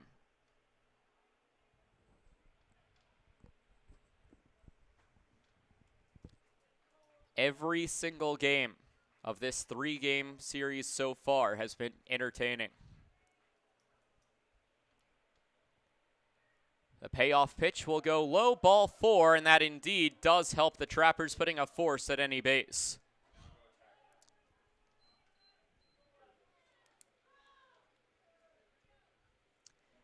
It's the first walk surrendered, as there will be a pinch hitter for the Hastings Sodbusters in number 2, Justin McGuigan.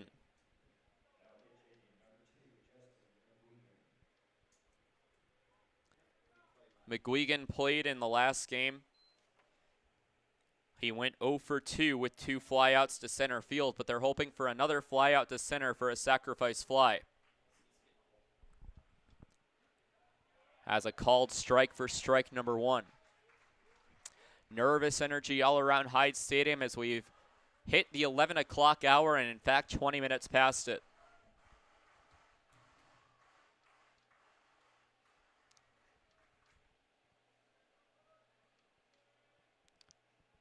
Bramante comes in as the pitch will go low, evening the count to 1 ball and 1 strike. A walk here would give the Sodbusters the lead. Trappers still need to come to bat in the bottom half of the inning. It's been zeros on the Trappers' line score since the first.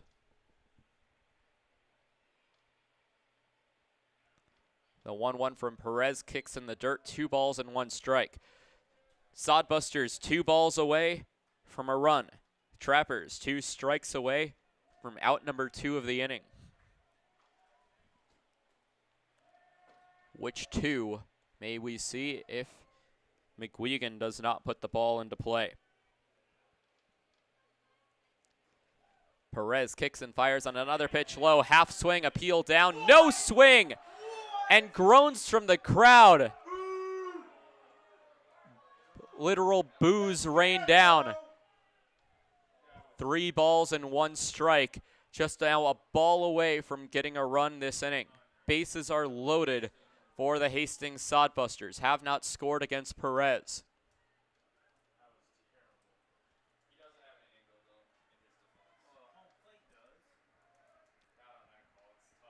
Three balls, 1 strike. The pitch from Perez swung on and ripped into right field. That's going to score at least 2. In to score is Shimashita. Holding up, there's a pickle between second and third and home. Going to throw back down. Chasing back to third. Just needs to tag one of the bat runners. There's now a rundown between second and third. Chasing back to third base. There's 2 runners at third. They need to tag both of them. That's going to be a double play. That's going to be 1 out as 1 runner was safe. And now Monterio May will call time. There's a lot of confusion as there was a pickle. It was a single. A run comes in to score.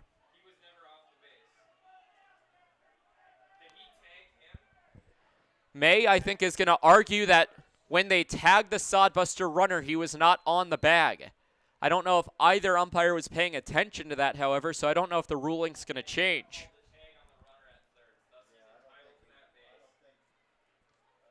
So they're going to talk about it as they walk over to second base. This is an important call in this ball game.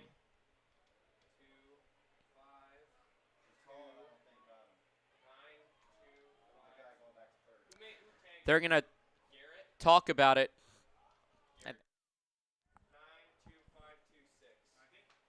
And there's going to be a long conversation between Barrett and Jones at around where the shortstop would play. 1 run is across, that's for sure. It's 7-6 Sodbusters.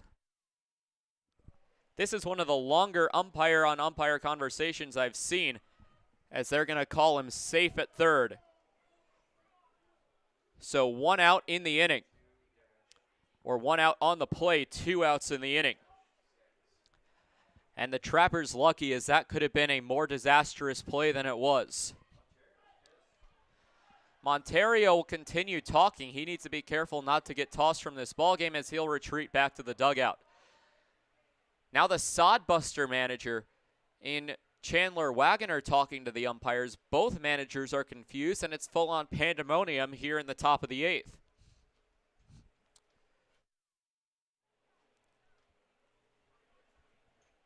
So as of right now, it is 7-6 Sodbusters. That is for certain. The question is it 2 outs or 3 outs? And it looks like it's going to be 2 outs. As they call him out, it will be a double play. They do reverse the call. Wagoner accepts the decision. It is 7-6 Sodbusters. But wow. What a turn of events, as the Trappers only let up 1 run. They need 1 to tie and 2 to win when we come back for the bottom of the 8th.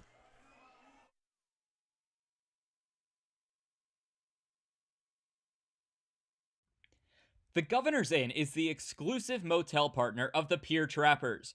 Check out the special Trappers rate for your visit to Pierre and Hyde Stadium this summer. Call 605-224-4200 directly to get the Trappers rate. With free wireless internet, a deluxe breakfast, and an indoor pool and hot tub, there's no reason not to stop at the Governor's Inn.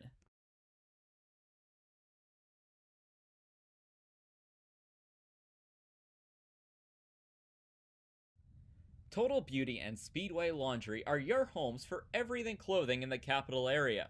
Since 2010, Total Beauty has offered great customer service and competitive prices. Next door at Speedway Laundry, they have you covered for a fast, convenient way to wash and dry your clothes and other household items, including king-size comforters. Visit them at 111 First Street in Fort Pierre.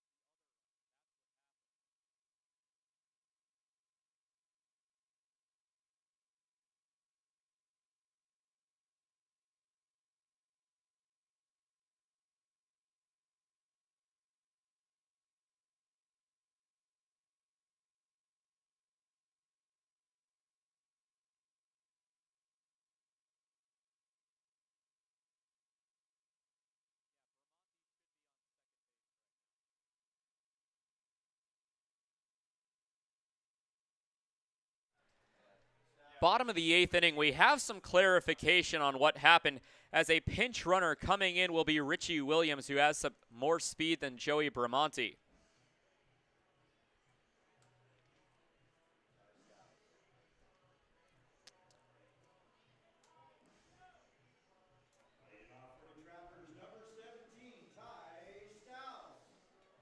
So Williams,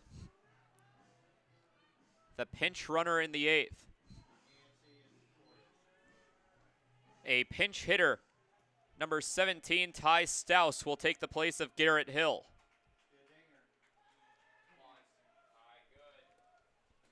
Shows bunt, will lay it down. A hard hit ball down the first baseline. Covering is the second baseman, and a sacrifice 3-4 ground out.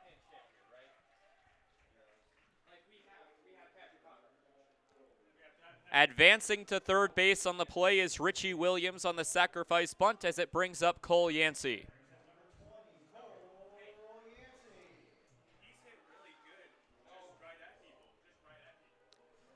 Now Cole Yancey has an opportunity for an RBI. He does have 2 flyouts.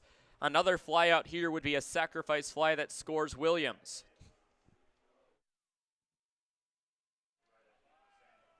Just needs to avoid a strikeout against Bigham.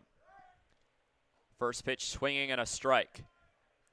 Needs to make contact on the baseball. The infield is playing in, as they know anything into the outfield scores Williams no matter what.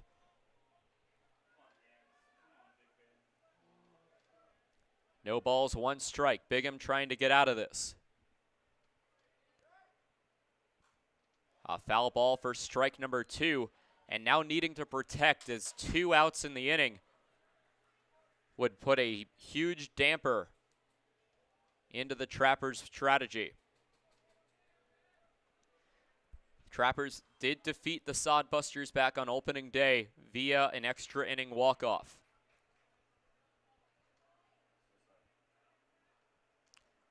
Oh, 2 swung on and missed for strike number 3. It will be strikeout number 2 on the day. Yancey, his second strikeout of the day and his second strikeout in a row. As a pinch hitter will be number 14, Tyler Skelton.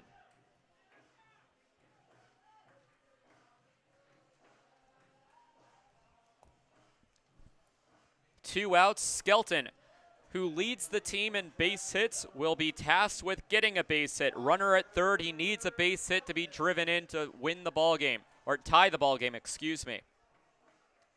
Tying run is at third, winning run is at the plate. Worth noting that Skelton does have 1 home run this season. Absolutely necessary to get on board for Tyler Skelton. In the last game, Tyler Skelton went 1 for 4. Bigham trying to get the victory. A swing and a miss on the first pitch for strike number 1. Trappers down to their final strike. And Cole Yancey going down on 3 pitches did not help.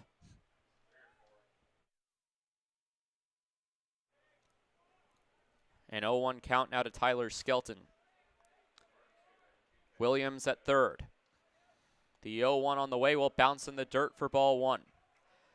It's a big task for the catcher now in McGuigan, who came in defensive substitution for Carlson, to not let anything go by, as that would also score Williams from third. A 1-1 count to Tyler Skelton in the bottom of the 8th. Bigham sets and fires on a pitch high above the letters. Skelton goes ahead in the count, 2 balls and 1 strike. Sodbusters 7, Trappers 6, bottom of the 8th, which is extra innings, as the doubleheader only allowed 7 innings. But we were tied at the end of 7. So we head to the 8th. Trappers trying to sweep the doubleheader, but they need to tie it off Skelton reaching. 2-1 swung on and missed, and the Trappers down to their final strike of the ballgame. Needs to protect the plate. The Sodbusters dugout looks ready to explode.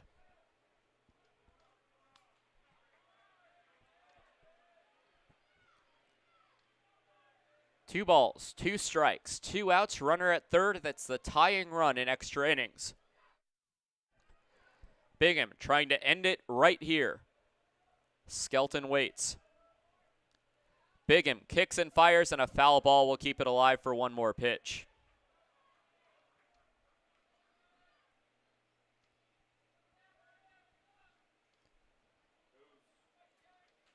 Two balls, 2 strikes, 2 outs. Skelton trying to tie it with a base hit. A walk would extend the inning, bringing up Kim. 2-2 on the way, called strike 3, and that will end the ball game. The Sodbusters explode from the dugout to crowd Bigham, as the Trappers will lose this ball game in extra innings.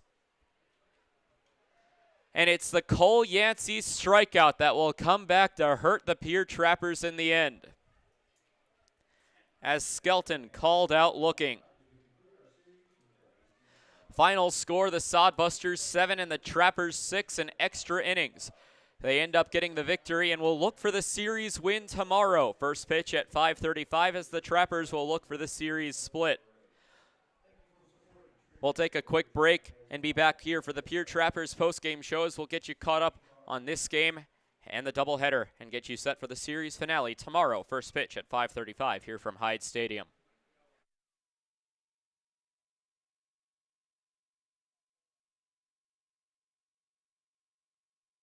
Trappers fans, summer is here. Get your boat back in shape with a visit to Dano's Marine. Dano's Marine will get you back out on the water this summer with excellent service and years of experience. Give them a call at 605-224-6612 or visit them at 320 St. Charles Street in Pierre. Any water, any problem, Dano's Marine.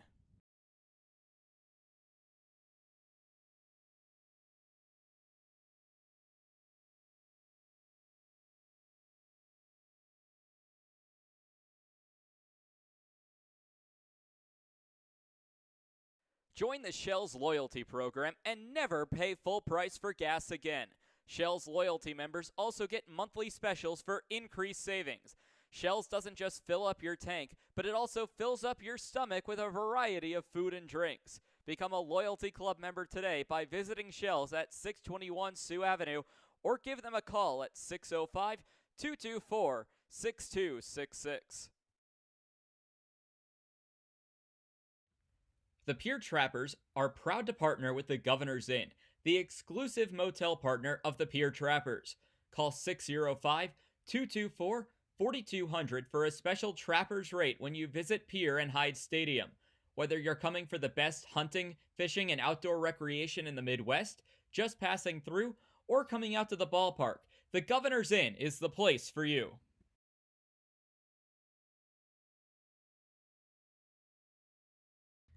When it comes to clothing in the capital area, Total Beauty and Speedway Laundry have you covered.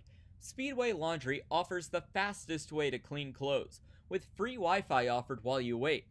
Next door, family-owned and operated Total Beauty has a constantly changing inventory of top-quality clothing. Check out the newest lines in clothing by giving Total Beauty and Speedway Laundry a visit at 111 First Street in Fort Pierre.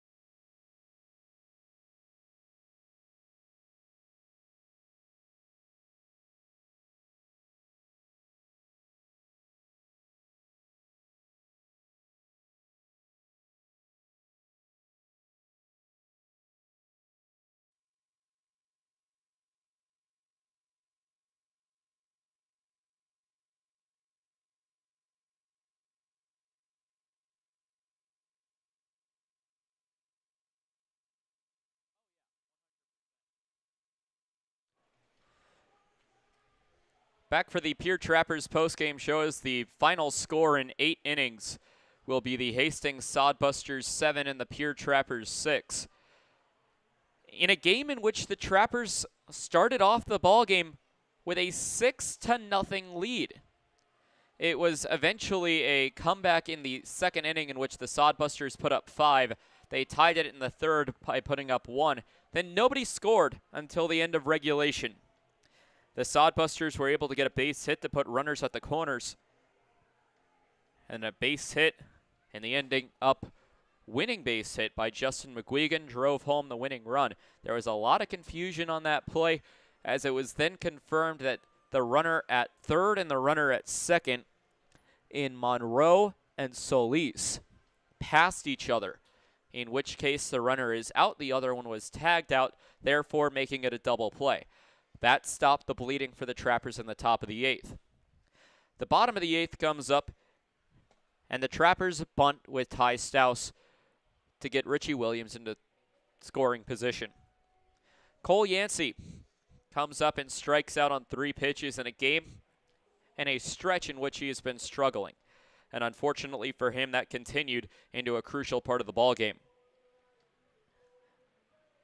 Tyler Skelton then came up needing to get a base hit and struck out looking, trying to draw a full count on a 2-2 count. And the Trappers end up dropping this ballgame by a final score of 7-6. In a game in which the Trappers had every right to win, as the losing pitcher is going to be Brendan Perez, who falls to 0-4 on the season, which he only allowed 3 base hits, 1 run, 1 earned, but it was the most important run of the ballgame. He walked 1, striking out 8.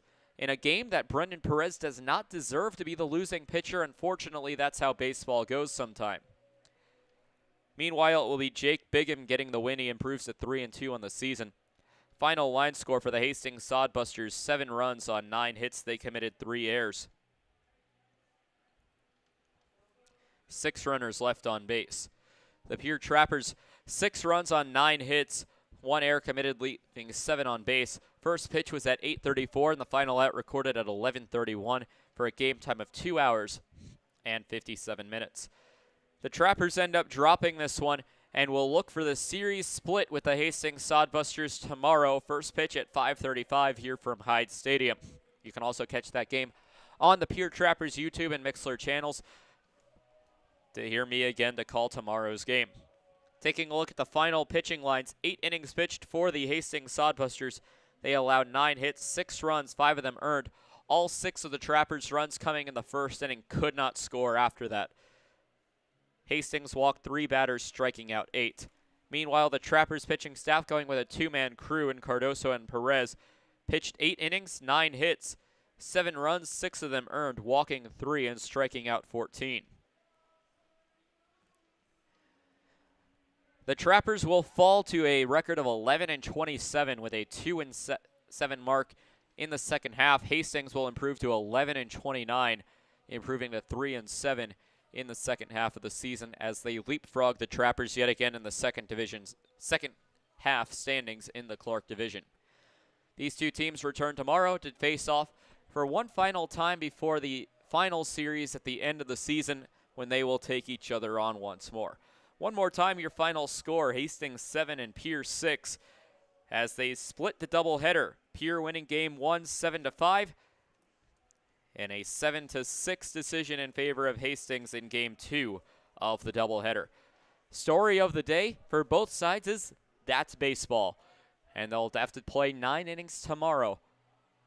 Hastings will look to win their first series in a while the Pierre Trappers will look to split the series with the Hastings Sodbusters for the second time this season. That'll do it for our coverage here at Hyde Stadium in Pierce, South Dakota. I'm Tyler Katz. Be sure to tune in tomorrow for Game 4 of this series at 5:35 tomorrow on both YouTube and Mixler. But from Hyde Stadium in Pierce, South Dakota, I'm Tyler Katz. Have a good night, and I'll see you tomorrow.